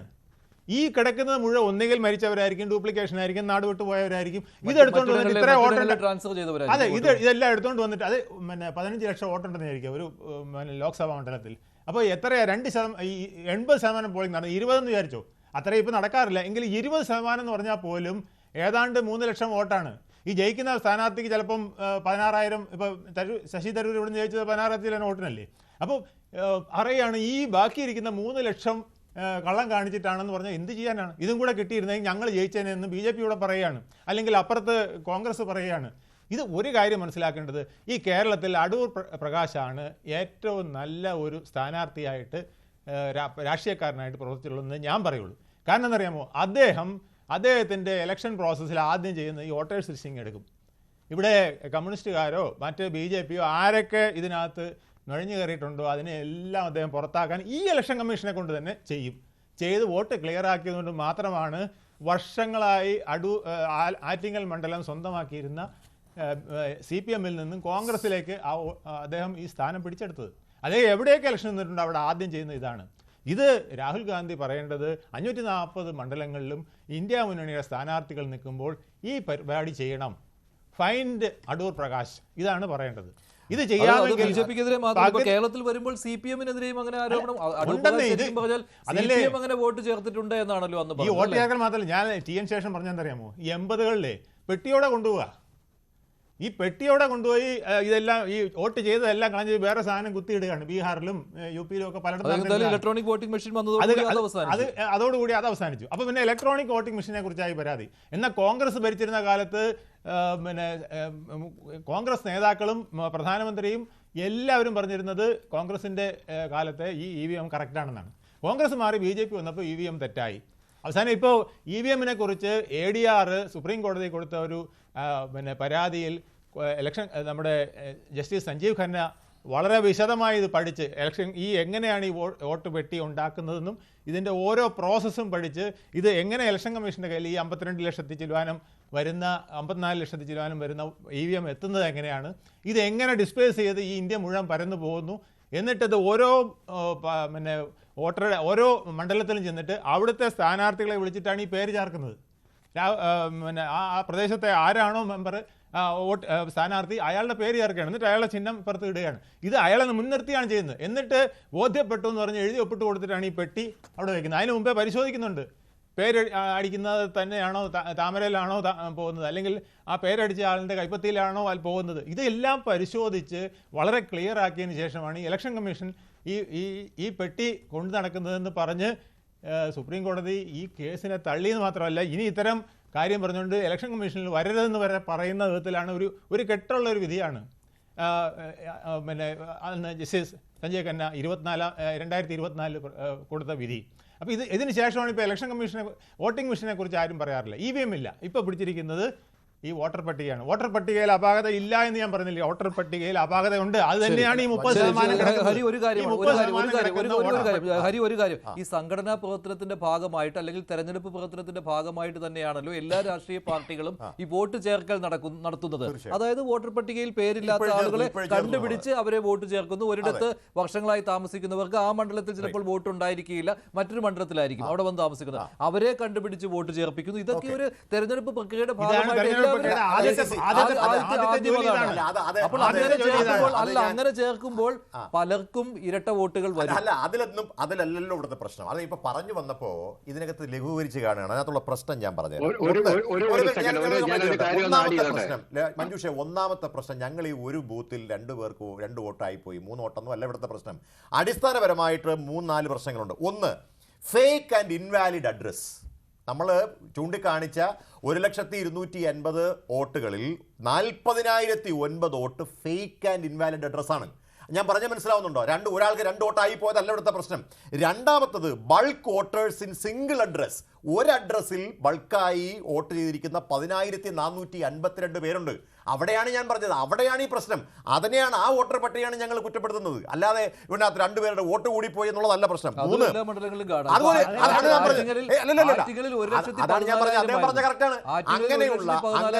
അങ്ങനെയുള്ള വോട്ടുകൾ കണ്ടെത്തി റിമൂവ് ചെയ്യുക എന്ന് പറയുന്നത് ദാറ്റ് ഇസ് നോട്ട് ഈസി.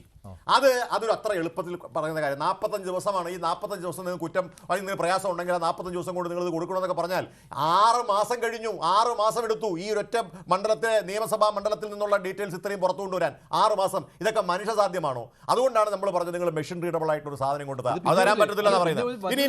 ഈ വോട്ടർ പട്ടികയിൽ പേര് ചേർക്കുന്നത് ഇതെല്ലാം തെരഞ്ഞെടുപ്പ് കമ്മീഷൻ ഈ ഡൽഹിയിൽ നിന്ന് കൊടുക്കുന്ന നിർദ്ദേശം അനുസരിച്ച് അവിടുത്തെ ഉദ്യോഗസ്ഥർ വന്നല്ല പേര് ചേർക്കുന്നത്. അതാത് സ്ഥലത്ത് അതിൽ ഏറ്റവും കൂടുതൽ ഇടപെടാൻ പറ്റുന്നത് ഭരണത്തിലിരിക്കുന്ന സർക്കാർ.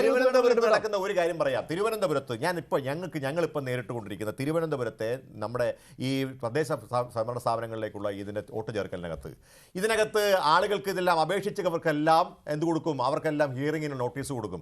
ആ ഹിയറിങ്ങിന് പോകാതെ തന്നെ ചില ആളുകൾ ഹിയറിങ്ങിന് പോകാതെ തന്നെ അവരുടെ വോട്ട് കിട്ടുന്ന ആളുകളുണ്ട്. അത് രാഷ്ട്രീയ സ്വാധീനമാണ് സ്വാഭാവികമായി. അപ്പം ലാസ്റ്റ് മൊമെന്റിൽ ഈ പാർട്ടികളൊന്നും അറിയാതെ ചില ആളുകൾ, അത് സ്വാഭാവികമായിട്ടും ഭരണപക്ഷത്തിന് സ്വാഭാവികമായിട്ട് ഒരു അപ്പർ ഹാൻഡ് ഉണ്ടാവും. ആ അപ്പർ ഹാൻഡ് ഉപയോഗിച്ചുകൊണ്ട് misuse of form 6 33,692 misuse of form 6. ഞങ്ങൾ ഇത്തരത്തിലുള്ള കാര്യങ്ങളാണ് മുന്നോട്ട് വെച്ചത്. ഇതൊന്നും തെറ്റാണെന്ന് ഇന്നലത്തെ ഒരു സംശയം ചോദിച്ചോട്ടെ. ഈ തെരഞ്ഞെടുപ്പ് ഉദ്യോഗസ്ഥർ എന്ന് പറയുന്നത് എല്ലാവരും ഡൽഹിയിൽ നിന്ന് വരുന്ന ഉദ്യോഗസ്ഥരല്ല, അതാത് സംസ്ഥാനത്തെയാണ്. അതിൽ BLOമാർ എന്ന് പറയുന്നത് അത് റവന്യൂ വകുപ്പിന്റെ കീഴിലാണ് വരുന്നത്. അതായത് സംസ്ഥാനത്തെ റവന്യൂ വകുപ്പിന്റെ കീഴിലാണ്. BLAമാരുമുണ്ട്. അപ്പോൾ കർണാടകത്തിൽ കോൺഗ്രസ് ഭരിക്കുന്ന സമയത്ത് വോട്ടർ പട്ടികയിൽ ഇങ്ങനെ പേരുകൾ ചേർക്കണമെങ്കിൽ അവിടെ താങ്കൾ പറഞ്ഞ പോലെ രാഷ്ട്രീയ സ്വാധീനം വരെ ഉണ്ടാവും എന്ന് പറയുമ്പോൾ അത് കൂടുതൽ സ്വാധീനം ചെലുത്താൻ പറ്റുന്നത് BJPക്ക് പറ്റില്ല എന്നല്ല, കോൺഗ്രസിനാണ് കൂടുതൽ സ്വാധീനം ചെലുത്താൻ പറ്റുന്നത്. അതുകൊണ്ട് ഇത് BJP വോട്ടുകളാണ് എന്ന് പറഞ്ഞുകൊണ്ട് ഈ പറയുന്ന 1,00,000 വോട്ടുകളും BJPയുടെ കള്ള വോട്ടുകളാണ് എന്ന് പറഞ്ഞുകൊണ്ട് പറയുന്നതിൽ അർത്ഥമില്ല. ഇവിടെ ഞങ്ങൾ മുന്നോട്ട് വെച്ചിരിക്കുന്നത് വളരെ ക്ലിയർ ആയിട്ടൊരു കാര്യമാണ്. കോൺഗ്രസിനാണോ അപ്പർ ഹാൻഡ്, BJPക്കാണോ അപ്പർ ഹാൻഡ്, CPMനാണോ അപ്പർ ഹാൻഡ് എന്നുള്ളതല്ല. രാജ്യത്തിന്റെ ജനാധിപത്യത്തിൽ ഏറ്റവും ഭൂഷണമായിരിക്കുന്നത് ഒരാൾക്ക് ഒരു വോട്ടാണ്. അത് താങ്കൾ സമ്മതിക്കുന്നുണ്ടല്ലോ?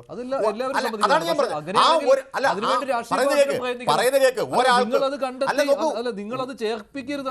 അങ്ങനെയല്ല ചേർപ്പിക്കാന്ന് പറയാം. നിങ്ങൾ ഈ പറയുന്ന പോലെ ആ കാര്യങ്ങൾ അദ്ദേഹം കൂടുതലായിട്ട് പറഞ്ഞു. നോക്കൂ, ഇതിനകത്ത് ഞാൻ പറയട്ടെ, ഇവിടെ ഞാൻ ഒരു ചെറിയ ഉദാഹരണം പറയാം. സുരേഷ് ഗോപിയുടെ കുടുംബത്തിന് 11 നോട്ടുകൾ ബൂത്ത് നമ്പർ 116 എന്നാണ് കണക്കുകൾ പുറത്തു കൊണ്ടുവന്നിരിക്കുന്നത്. 1016 റാണി സുഭാഷ് ഗോപി, ഗോകുലസ് നായർ, ഭാഗ്യ Nair, Indira Rajasekharan, Radhika Suresh Gopi, Madhav Suresh, S Bhavani, S Keshav, S Kalyani. ഇതാണ് ഞാൻ ചോദിക്കട്ടെ, ഇത് നമ്മൾ കണ്ടെത്തുന്നത് എപ്പോഴാണെന്നറിയോ? ഇങ്ങനൊരു ഇഷ്യൂ ഇപ്പൊ ഞങ്ങൾ നടത്തിയ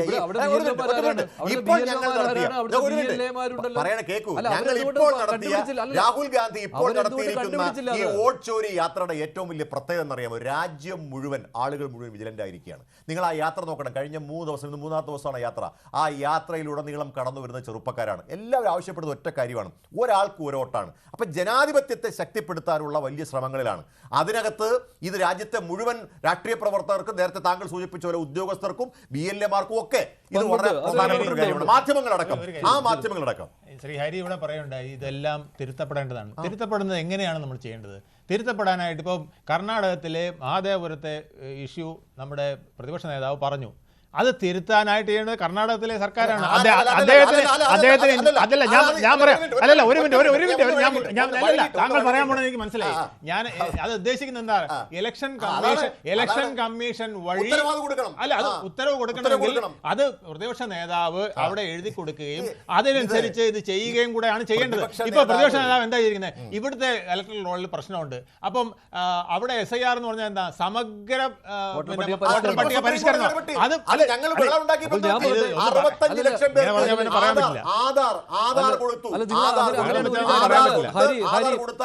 നിങ്ങൾ തന്നെ പറയുന്നുണ്ട് ഒരാൾക്ക് ഒരോട്ട് ഉറപ്പ് വരുത്തണമെന്ന്. അതേ നിങ്ങൾ തന്നെ പറയുകയാണ് ബീഹാറിൽ ഇങ്ങനെ ചെയ്യാൻ പാടില്ല. കർണാടകത്തിലെ ഇല്ലാത്തത് പറയരുത്. SIR എന്ന് പറയുന്നത് കുറേയേറെ ആളുകളുടെ വോട്ട് ഇല്ലാതാക്കാനുള്ള ശ്രമങ്ങളാണെന്ന് ഞങ്ങൾക്ക് ബോധ്യപ്പെട്ടതിന്റെ അടിസ്ഥാനത്തിലാണ് ഞങ്ങൾ അതിനെതിരെ സമഗ്രമായിട്ടുള്ള വോട്ട് അത് സുപ്രീം കോടതിക്ക് ബോധ്യപ്പെട്ടു. സുപ്രീം കോടതി പറഞ്ഞു എന്താ, ആധാർ ഇപ്പോൾ അതിന്റെ രേഖയായി സ്വീകരിക്കാം. അത് പറ്റില്ലെന്നാ അത് ശരിയാണ്. പക്ഷെ അതിന് പ്രശ്നം വരുന്നത് ആയിരിക്കില്ല. അങ്ങനെയാണെങ്കിൽ ഒരാൾക്ക് ഒരോട്ടൊന്നും അവിടെ നടക്കുമെന്ന് എനിക്ക് തോന്നുന്നില്ല. അതൊക്കെ ഒരു ഫിനോമിനൽ ആയിട്ടുള്ള കാര്യമാണ് പറയുന്നത്. ഞാൻ പറയട്ടെ, ഒരാൾക്ക് ഒരു വോട്ട് നിലപാട് നമ്മൾ സ്വീകരിക്കും. ഒരു കാര്യം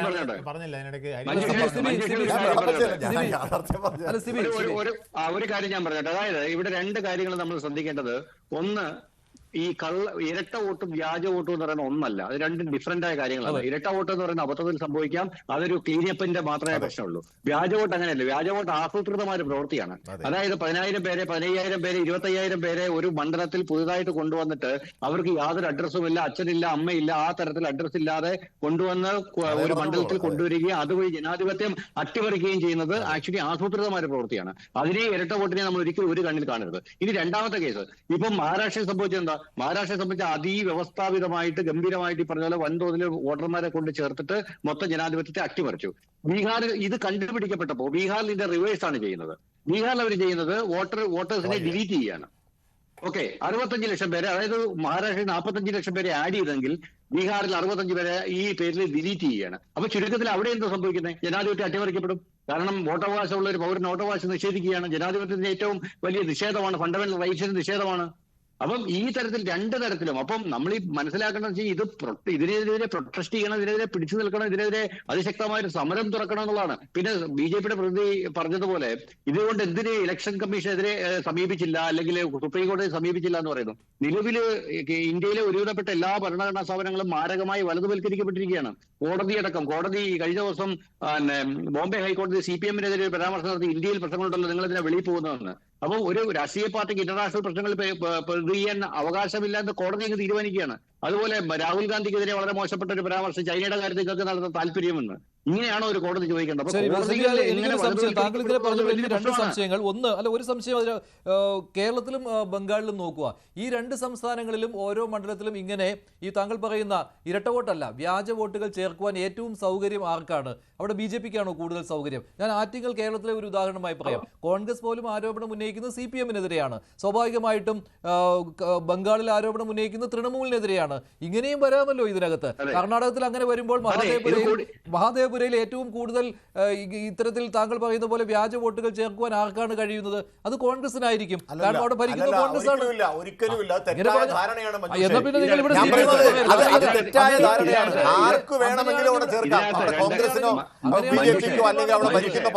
അങ്ങനെയാണെങ്കിൽ ഇവിടെ CPM ആണെന്ന്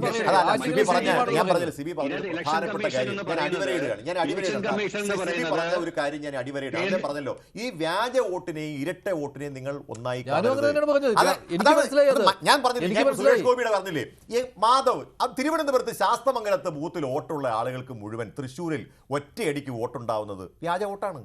ആ വ്യാജ വോട്ടിനെതിരെയാണ് നമ്മൾ ശബ്ദിക്കുന്നത്. ഞാൻ പറയുന്നത് ഇതൊരു ഇഷ്യൂ ആണ്, ഇഷ്യൂ ആണ്, ഇതൊരു കോസ് ആണ്. ഞാൻ പറയുന്നത് ഞങ്ങളൊരു കോസിന് വേണ്ടിയാണ് നിൽക്കുന്നത്, അല്ല ജയിക്കുക മാത്രമല്ല.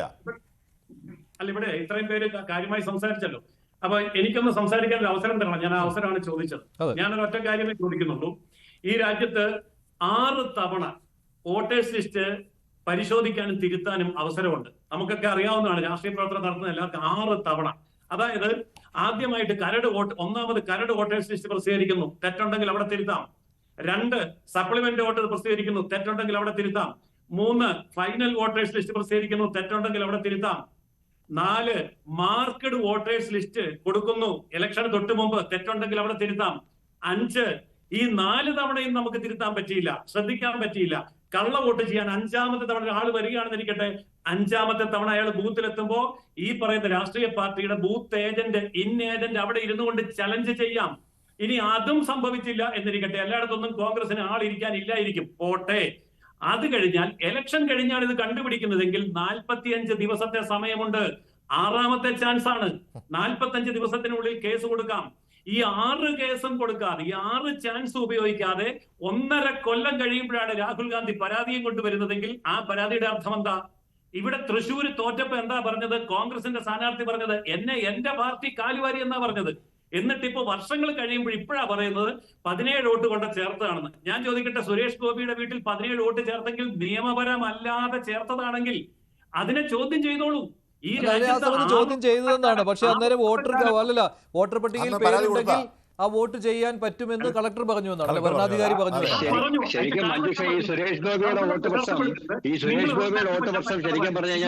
ഞാൻ മര്യാദ പാലിച്ചു, അതുകൊണ്ട് ഞാൻ തടസ്സപ്പെടുത്തിയില്ല.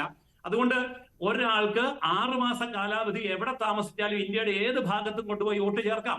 പിന്നെ ഒരേ നമ്പറിൽ 100 കണക്കിന് വോട്ട് ചേർത്തുന്നു. ഞാൻ ചോദിക്കട്ടെ, കേരളത്തിലെ കന്യാസ്ത്രീ മഠങ്ങളിൽ 100-200 വോട്ട് ഒരേ നമ്പറിലില്ലേ? അതൊക്കെ വ്യാജ വോട്ടാണോ? അതുപോലെ 100-140 ഫ്ളാറ്റ് ഉള്ള ഒരു ഒറ്റ കെട്ടിടം, അതൊക്കെ വ്യാജ വോട്ടാണോ?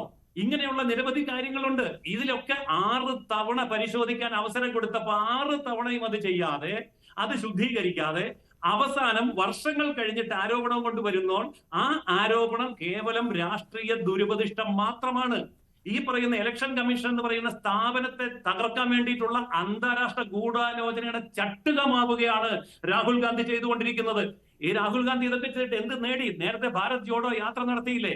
ആ ജോഡോ യാത്ര നടത്തിയിട്ട് 71 ലോക്സഭാ മണ്ഡലങ്ങളിലൂടെ കടന്നുപോയി 36 സീറ്റാണ് ജയിച്ചത്. ആ 36 സീറ്റിൽ 26 സീറ്റ് കേരളം, തമിഴ്നാട്, കർണാടകം, വടക്കേന്ത്യ എല്ലാം കൂടെ ബാക്കി 10 അത്രേ ഉള്ളൂ. അതുകൊണ്ട് ഈ യാത്ര നടത്തിയെന്നോ അല്ലെങ്കിൽ ബഹളം കൂട്ടിയെന്നോ കൊണ്ടായില്ല.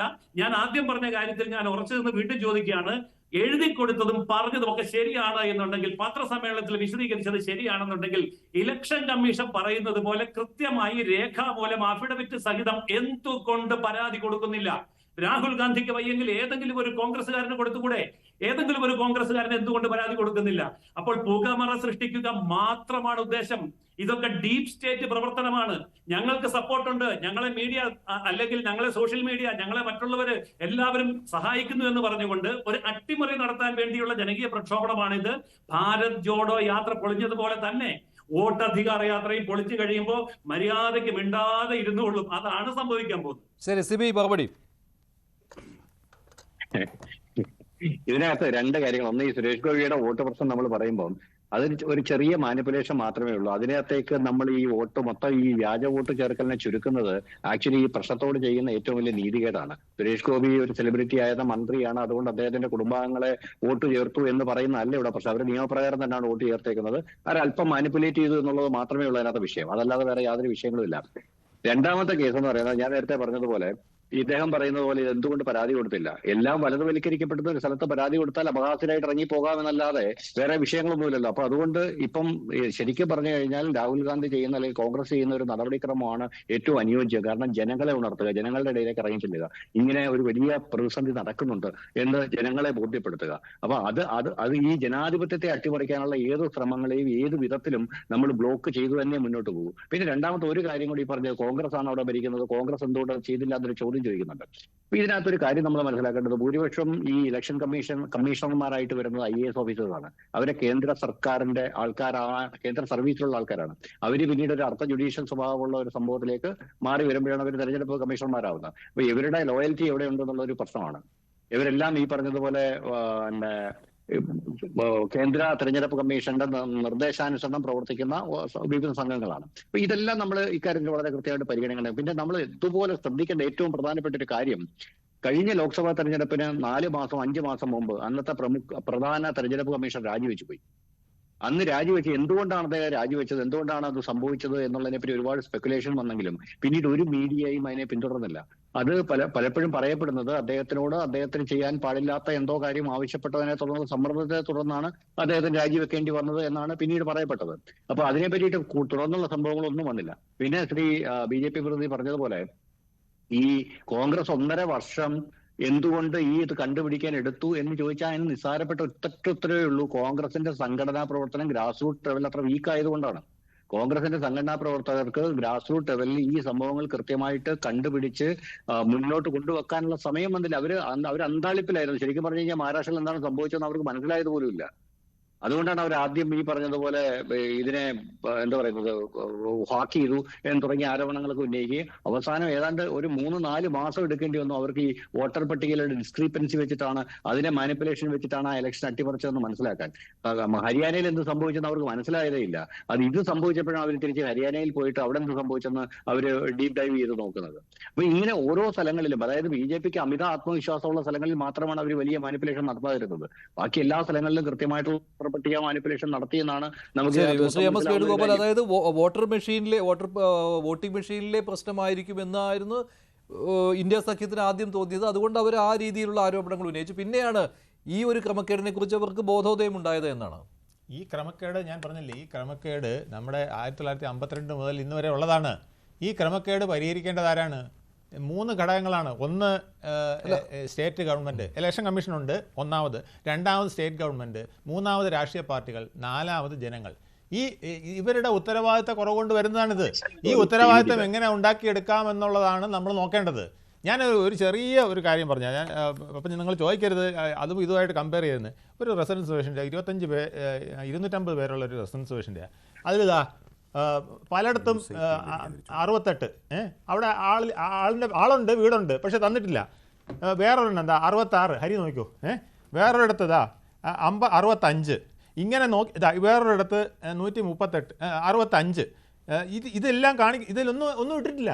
ഇതിൻ്റെ കാരണം എന്താണെന്നറിയാമോ? ഈ ജനങ്ങൾ ഇതിനൊന്നും സീരിയസ് ആയിട്ട് എടുക്കുന്നില്ല. ആൾ വോട്ട് ചെയ്യാൻ പോകുന്നത് തന്നെ ശ്രദ്ധിച്ചിട്ടുണ്ടോ? ആ ഇറങ്ങുന്ന മൂമെൻറ്റിലാണ് എൻ്റെ വോട്ടർ സ്ലിപ്പ് എവിടെയും ചോദിക്കും, അത് ഏതെങ്കിലും രാഷ്ട്രീയ പാർട്ടിയോട് ചോദിക്കും, ഏത് ബൂത്താണെന്ന് രാഷ്ട്രീയ പാർട്ടിയോട് ചോദിക്കും. ഇത് ജനങ്ങളുടെയും ഒരു കുഴപ്പമുണ്ട്. ഇത് ജനങ്ങളെ ഈ തരത്തിൽ അവെയറാക്കേണ്ടത് ആരാണ്? രാഷ്ട്രീയ പാർട്ടികൾ. അപ്പോൾ രാഷ്ട്രീയ പാർട്ടികൾ, അതുകൊണ്ടാണ് ഞാൻ ടി.എൻ. ശേഷൻ പറഞ്ഞ് രാഷ്ട്രീയ പാർട്ടികൾക്ക് ഈ രാജ്യത്തെ പ്രോസസ്സുകളെല്ലാം നന്നാക്കുന്നതിന് വലിയ റോളുണ്ട്. നിങ്ങൾ ചുമ്മാതെ ഏതെങ്കിലും ഒരു ഭരണഘടനാ സ്ഥാപനത്തിന് ഭരണഘടനയെ പൊക്കി പിടിച്ചുകൊണ്ട് പരിഹസിച്ചാൽ മാത്രം പോരാ. ഇപ്പം തന്നെ ഇവിടെ ചെയ്യേണ്ടത് എന്താണ്? ഇപ്പോൾ 16 ദിവസം 20 ജില്ലകളിൽ 1300 കിലോമീറ്റർ രാഹുൽ ഗാന്ധി നടക്കാൻ പോവാണ്. കുഴപ്പമില്ല. പക്ഷേ അതിനേക്കാൾ എന്ത് എളുപ്പമായിരുന്നു കർണാടകത്തിലെ തനിക്ക് സ്വാധീനമുള്ള ഗവൺമെൻറ്റിനോടും പറയുക, ഇലക്ഷൻ കമ്മീഷനോടും പറയുക, നമുക്കിത് കൂട്ടി യോജിച്ച് ഇത് ക്ലിയറാക്കാം. അത് പറയാനായിട്ട് ഈ 16 ദിവസം അദ്ദേഹം ഈ 1300 കിലോമീറ്റർ നടക്കുന്നതിന് വരെ ഇത് ചെയ്യാമായിരുന്നില്ലേ? അപ്പോൾ അതിൻ്റെ ലക്ഷ്യം, അതാണ് ഇലക്ഷൻ കമ്മീഷൻ പറഞ്ഞ് ഇതിൻ്റെ ലക്ഷ്യം അതല്ല, രാഷ്ട്രീയമാണ്. ഇതിങ്ങനെ അവിടെ കൊണ്ടുവന്ന് അലക്കിയാൽ ഇലക്ഷൻ കമ്മീഷൻ ചീത്തയാകും. ഇലക്ഷൻ കമ്മീഷൻ ചീത്തയാകുമ്പോൾ അത് ഈ ഗവൺമെൻറ്റിന് ചീത്തയായിട്ട് വരും. അപ്പോൾ ഇത് ഒരു വിഷയമൊക്കെ എടുക്കാമെന്നുള്ളതാണ് ചെയ്യുന്നതെങ്കിൽ ഇത് ഒരിക്കലും ക്ലിയർ ആവാൻ പോകുന്നില്ല. ഇത് ക്ലിയർ ആകണമെന്നുണ്ടെങ്കിൽ സിബി പറയുന്നത് സ്ഥാപനവൽക്കരിക്കുന്നത് കൊണ്ടുള്ള പ്രശ്നം കൂടിയാണ് അദ്ദേഹം പറയുന്നത്. അതായത് BJP അനുകൂലമാകുമ്പോൾ എങ്ങനെയാണ് പരാതി കൊടുത്തുകൊണ്ടും കാര്യമില്ല എന്നാണ്. ഞാൻ പറയട്ടെ, ഞാൻ MS ഗില്ലിൻ്റെ കൂടെ വർക്ക് ചെയ്ത ആളാണ്. MS ഗിൽ എന്ന് പറയുന്ന ആൾ ഇലക്ഷൻ കമ്മീഷണർ ആയിരുന്നിട്ട് അടുത്തത് എന്താ അറിയാമോ? മൻമോഹൻ സിംഗിൻ്റെ ക്യാബിനറ്റിൽ ക്യാബിനറ്റ് മിനിസ്റ്ററാണ്. അപ്പോൾ എന്താ കാണിക്കുന്നത്? ടി.എൻ. ശേഷൻ ആരായിരുന്നു? ടി.എൻ. ശേഷൻ രാജീവ് ഗാന്ധിയുടെ പെറ്റായിരുന്നു. അത് കഴിഞ്ഞിട്ട് രണ്ടാമത് വന്നിട്ട് കോൺഗ്രസിൻ്റെ കൂടെ വളരെ അടുപ്പത്തിലാണ് പോയിരുന്നത് നരസിംഹറാവുവിൻ്റെ അടുത്ത്. CPM ഇംപീച്ച് ചെയ്യാൻ തുടങ്ങിയതാ. അന്നേരം നരസിംഹറാവു വിചാരിച്ചു ഇയാളെ കൂടെ പിടിച്ചു കഴിഞ്ഞാൽ നല്ല ഗുണമാണെന്ന് വിചാരിച്ചിട്ട് ഇംപീച്ച്മെൻറ്റിന് സമ്മതിച്ചില്ല, കൂടെ പിടിച്ചു നിർത്തി. അവസാനം എന്ത് പറ്റി? ഇയാൾ നരസിംഹറാവുവിനെ വിഴുങ്ങാൻ തുടങ്ങിയപ്പോൾ നരസിംഹറാവുവിന് ദേഷ്യം വന്നു. ഉടനെ തന്നെ അപ്പുറം ഇപ്പുറം 2 CA വെച്ച് 3 CA അതിനെതിരെ അദ്ദേഹം സുപ്രീം കോടതി പോയി. ഇതെല്ലാം നമ്മളിവിടെ ഇതിങ്ങനെയാണെങ്കിൽ ഇത് ടി.എൻ. ശേഷൻ തന്നെ പറഞ്ഞു. അല്ല, ടി.എൻ. ശേഷൻ തന്നെ പറഞ്ഞ ഒരു നല്ല രസകരമായ കാര്യമുണ്ട് കേട്ടോ. ഇങ്ങനെ രാഷ്ട്രീയ പാർട്ടികൾ പൊയ്ക്കൊണ്ടിരുന്നാൽ ഇവിടെ പട്ടാള ഭരണം വരില്ല, പക്ഷേ സുപ്രീം കോടതി ഭരിക്കേണ്ട അല്ലെങ്കിൽ ഹൈക്കോടതി ഭരിക്കേണ്ട അവസ്ഥയിലേക്ക് വരും എന്നുള്ളതാണ്. ഇപ്പോൾ കേരളത്തിലെ ഉദാഹരണം നോക്ക്. ഇവിടെ യൂണിവേഴ്സിറ്റിയിൽ വൈസ് ചാൻസലറെ എടുക്കാൻ നിവർത്തിയില്ല. അവസാനം ഇപ്പോൾ സെർച്ച് കമ്മിറ്റി ആരാ ഉണ്ടാക്കുന്നത്? സുപ്രീം കോടതി. അവിടുന്ന് ഒരു റിട്ടയർഡ് ജഡ്ജിനെ വിട്ട് വേണം ഇത് ചെയ്യിക്കാൻ. ഇത് ആരാ ചെയ്യേണ്ടത്? ഇവിടുത്തെ 2 ഭരണഘടനാ സ്ഥാപനങ്ങളിലെ അധിപന്മാർ ചെയ്യേണ്ട ജോലിയാണ് അല്ലേ? അവർ തർക്കത്തിലാണ്. സുപ്രീം കോടതിക്ക് പിന്നെ എന്ത് ചെയ്യാൻ? പിന്നെ സുപ്രീം കോടതിക്ക് ഏറ്റെടുത്തേ നിവർത്തിയുള്ളൂ. എനിക്ക് തോന്നുന്നു ഇനിയിപ്പോൾ SIR ഇതുപോലെ സുപ്രീം കോടതിക്ക് ഏറ്റെടുക്കേണ്ടി വരും തോന്നുന്നു. സാർ പറഞ്ഞ ചില കാര്യങ്ങളോട് എനിക്ക് വിയോജിപ്പുണ്ട്. അതിനകത്ത് ഒന്ന് പ്രധാനപ്പെട്ട കാര്യം, ഇപ്പോൾ നമ്മൾ മനസ്സിലാക്കേണ്ട ഒരു പ്രധാനപ്പെട്ട കാര്യം, ഈ ഉത്തരവാദിത്തം അടിസ്ഥാനപരമായി ഈ ഇലക്ഷനുമായി ബന്ധപ്പെട്ട കാര്യങ്ങൾ lies with the election commission. അതിനകത്ത് അങ്ങനെ സംശയം ഉണ്ടാവില്ല. അപ്പോൾ സ്വാഭാവികമായിട്ടും അങ്ങ് പറഞ്ഞ പോലെ രാഷ്ട്രീയ പാർട്ടികൾക്ക് ഉത്തരവാദിത്തം ഇല്ലാതെ നിങ്ങൾ പറഞ്ഞു. ഞങ്ങൾ ആ ഉത്തരവാദിത്തമാണ് ഇപ്പോൾ നിറവേറ്റുന്നത്. എന്താണ്? ജനങ്ങളിലേക്ക് എത്തുക. രാഷ്ട്രീയ പാർട്ടിയെ സംബന്ധിച്ചിടത്തോളം ബാക്കി ഏത് സംവിധാനത്തെക്കാളും പ്രധാനം ഞങ്ങൾക്ക് ജനങ്ങളാണ്. ജനങ്ങളുടെ മുമ്പിലേക്ക് 1300 യാത്ര നടത്തുമ്പോൾ ഇപ്പം നിങ്ങൾ നോക്കിക്കോളൂ, ഈ തെരഞ്ഞെടുപ്പ് കഴിയുമ്പോൾ ബീഹാറിലെ തെരഞ്ഞെടുപ്പിൻ്റെ റിസൾട്ട്സ് നോക്കിക്കോളൂ, ആളുകൾ കൂടുതൽ വിജിലൻ്റ് ആവുകയാണ്. ഞങ്ങൾ അതാണ് ആഗ്രഹിക്കുന്നത്. അത് ഞങ്ങൾ കൃത്യമായി ജനങ്ങളിലേക്ക് എത്തിച്ചു കൊടുക്കേണ്ടത്. ഇത് നടന്നുകൊണ്ടിരിക്കുന്നതാണ്. നിങ്ങൾ വിജിലൻ്റ് ആവണം, ജനങ്ങൾ വിജിലൻ്റ് ആവണം. നിങ്ങളുടെ വോട്ട് നിങ്ങൾ കിട്ടണം. ഇന്ന് വോട്ടെങ്കിൽ നാളെ നിങ്ങളുടെ റേഷൻ ഉണ്ടാവില്ല എന്ന് പറയുന്നതും സത്യമാണ്. അപ്പോൾ അതുകൊണ്ട് ഇതിനകത്ത് ഒരു കാര്യം ഞാൻ പറയാൻ ആഗ്രഹിക്കുന്നത്, ഞാനിപ്പം നേരത്തെ സുരേഷ് ഗോപിയുടെ ഇത് പറഞ്ഞത് ഇതിനെ ചെറുതാക്കാനല്ല, മറിച്ച് ഇതിനകത്തൊരു സംഭവം ഉണ്ടായിട്ടുണ്ട് എന്ന് പറയാൻ വേണ്ടിയിട്ടാണ്. പക്ഷേ അതല്ല ഇവിടുത്തെ പ്രശ്നം. ഇനി ഇവിടെ അഡ്വക്കേറ്റ് ജയസൂര്യൻ പറഞ്ഞു ഇത് നമ്മൾ കണ്ടെത്താൻ പറ്റും. ഞാൻ ചോദിക്കട്ടെ, ഒരാൾക്ക് വിവിധ സംസ്ഥാനങ്ങളിൽ വോട്ട് എങ്ങനെ കണ്ടെത്തും? ഞാൻ ചോദിക്കട്ടെ, വിവിധ സംസ്ഥാനങ്ങളിൽ ഒരാൾക്ക്, അതും രാഹുൽ ഗാന്ധി ചൂണ്ടിക്കാണിച്ചിട്ടുണ്ട്, ഒരാൾക്ക് പല സംസ്ഥാനങ്ങളിൽ വോട്ടുണ്ടാകുന്നതിനെ കുറിച്ച് എന്താ അങ്ങയുടെ അഭിപ്രായം? അപ്പോൾ അതാരാ ചെയ്യേണ്ടത്? ഞങ്ങൾക്ക് ചെയ്യാൻ കഴിയുമോ? ഇപ്പോൾ ഈ കേരളത്തിൽ വോട്ടുള്ളവൻ തമിഴ്നാട്ടിലും പോയി വോട്ട് ചെയ്യുന്നു എന്നുള്ള സാഹചര്യം ഉണ്ടാകുന്നുണ്ട്. അതിന് തെളിവ് സഹിതം ശ്രീ രാഹുൽ ഗാന്ധി മുന്നോട്ട് സംഭവിക്കുന്നുണ്ട്. അതാണ് ഞാൻ പറഞ്ഞത്. ഇതൊക്കെ ജനങ്ങളുടെ മുമ്പിലേക്ക് എത്തിച്ചെങ്കിൽ മാത്രമേ, അങ്ങ് പറഞ്ഞ പോലെ ഈ ഒരു അവയർനെസ് ഉണ്ടാക്കിയെങ്കിൽ മാത്രമേ ഇത് പരിഹരിക്കാൻ നമുക്ക് കഴിയുള്ളൂ. അപ്പോൾ അതുകൊണ്ട് ഇത് മുന്നോട്ട് വെച്ചതുകൊണ്ട് ഇനി നേരെ കൊണ്ടുപോയി കംപ്ലൈൻറ്റ് കൊടുത്ത് അതല്ല സത്യവാങ്മൂലം കൊടുത്താലേ ഇതൊക്കെ ഞങ്ങൾ നോക്കൂ എന്ന് പറയുന്നത് ബാലിശമായിട്ടുള്ള ഒരു നിലപാടാണ് ഇലക്ഷൻ കമ്മീഷൻ സ്വീകരിക്കുന്നത്. അതിന് പകരം ഇപ്പോൾ കർണാടകത്തിലെ കാര്യം അങ്ങ് പറഞ്ഞു. കർണാടകത്തിൽ ഞങ്ങളുടെ ഗവൺമെൻറ് അതുമായി ബന്ധപ്പെട്ട് മുന്നോട്ട് പോകുന്നുണ്ട്. ഗവൺമെൻറ് അവിടുത്തെ ഇലക്ഷൻ കമ്മീഷനുമായി ബന്ധപ്പെട്ട് ചില നിർദ്ദേശങ്ങൾ നൽകിയിട്ടുണ്ടെന്നാണ് ഞാൻ മനസ്സിലാക്കുന്നത്. അത് ഔദ്യോഗികമായി ഇത്തരത്തിലുള്ള കാര്യങ്ങളിലുള്ള ശ്രദ്ധ ഞങ്ങൾ ചെലുത്തുന്നുണ്ട്. അതിനിടയിൽ ഉത്തരവാദിത്തപ്പെട്ട ഒരു മന്ത്രി പറഞ്ഞതുമായി ബന്ധപ്പെട്ട് അത് അദ്ദേഹം പറഞ്ഞു, തെറ്റാണ് അദ്ദേഹം പറഞ്ഞത്. കാരണം അദ്ദേഹം ഈ സംവിധാനവുമായി ബന്ധപ്പെട്ട് നിൽക്കുന്ന ഒരാളാണ്. അദ്ദേഹം അത് പറയേണ്ട ആളല്ല, അത് കറക്റ്റ് ചെയ്യേണ്ട ആളാണ്, അത് പരസ്യമായി പറയേണ്ട ആളല്ല. അതുകൊണ്ടാണ് അദ്ദേഹം രാജിവെക്കേണ്ടി വന്നത്.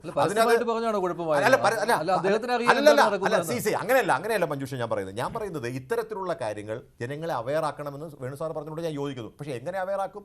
ഇത്തരത്തിൽ ഈ ഒരു അവയർനെസ് ഉണ്ടാക്കാനാണ് ഈ 1300 കിലോമീറ്റർ യാത്ര ചെയ്യുന്നത്. അതുകൊണ്ട് അവിടെ ചെന്ന് നോക്കണം, ചെറുപ്പക്കാരുടെ വലിയ കൂട്ടമാണ്. ഗ്രാമങ്ങളിൽ നിന്ന് ഇറങ്ങി വരുന്നതാണ്. രാഷ്ട്രീയ ചിത്രം അവകാശപ്പെടുന്നത് ഈ 1300 കിലോമീറ്റർ നടക്കുമ്പോഴും പറയുന്നത് നിങ്ങളുടെ വോട്ട് സംരക്ഷിക്കണമെന്നല്ല, ഇലക്ഷൻ കമ്മീഷൻ കുഴപ്പമാണ്. ജനങ്ങളോട് പറ, നിങ്ങളുടെ വോട്ട് പൊന്നുപോലെ സൂക്ഷിക്കുക, അതിന് വേണ്ട നടപടി എടുക്കുക. ഉത്തരവാദിത്തപ്പെട്ട ഇലക്ഷൻ കമ്മീഷൻ നിർവഹിക്കണമെന്നേ ഞങ്ങൾ പറഞ്ഞു. ജയസൂര്യൻ, അതായത് ഈ 1300 കിലോമീറ്റർ യാത്ര ചെയ്യുമ്പോൾ യഥാർത്ഥത്തിൽ ചെയ്യേണ്ടത് സ്വന്തം ബൂത്തുകളിൽ, ഓരോ ബൂത്തിലും സ്വന്തം പാർട്ടി ഉണ്ടോ, അവിടെയൊക്കെ വോട്ടേഴ്സ് ലിസ്റ്റ് പരിശോധിക്കാനുള്ള സംവിധാനം പാർട്ടിക്കുണ്ടോ എന്നാണ് നോക്കേണ്ടത്. നമ്മൾ നോക്കൂ, ഉത്തർപ്രദേശിലും ബീഹാറിലുമൊക്കെ കോൺഗ്രസിന്റെ വോട്ടിംഗ് ശതമാനം 2, 4, 6, 8, 9 ഇത്രയൊക്കെ ഉള്ള വോട്ടിംഗ് ശതമാനം. പാർട്ടി തീർന്നുപോയി, അടിയെ ഒഴുകിപ്പോയി. 2%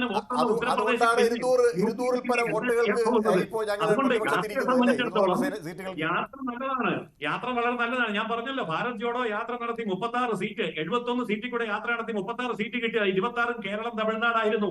വടക്കേ ഇന്ത്യൻ ബീഹാറിൽ നടക്കണം. ഞാൻ സ്വാഗതം ചെയ്യുന്നു. ബീഹാറിലെ 1300 കിലോമീറ്റർ രാഹുൽ ഗാന്ധി നടക്കുന്നതോടുകൂടി ബീഹാറിലുള്ള കോൺഗ്രസും കൂടെ ഇല്ലാതാകുന്നല്ലാതെ വേറെ ഒരു ഫലവുമില്ല. വേണമെങ്കിൽ എന്താ വേണ്ടത്? ബൂത്തിൽ പാർട്ടി കെട്ടിപ്പടുക്കണം. ഞാൻ ആത്മാർത്ഥമായിട്ട് ചോദിക്കട്ടെ, കോൺഗ്രസുകാർ ആത്മാർത്ഥമായി താഴെ പ്രായമുള്ള എത്ര കോൺഗ്രസുകാർ ബൂത്ത് പ്രവർത്തനത്തിന് വേണ്ടി ഉണ്ട്?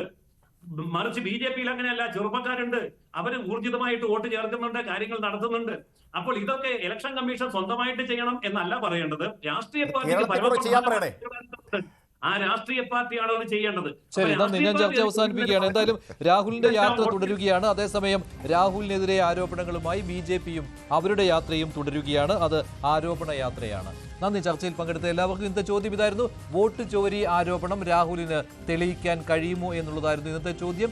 ഇതിൽ 62% പേർ രാഹുലിന് തെളിയിക്കാൻ കഴിയുമെന്നും 36% പേർ രാഹുലിന് തെളിയിക്കാൻ കഴിയില്ല എന്നും അഭിപ്രായപ്പെട്ടു. വൈകിട്ട് വരെ അവസാനിക്കുന്നു. നന്ദി, നമസ്കാരം.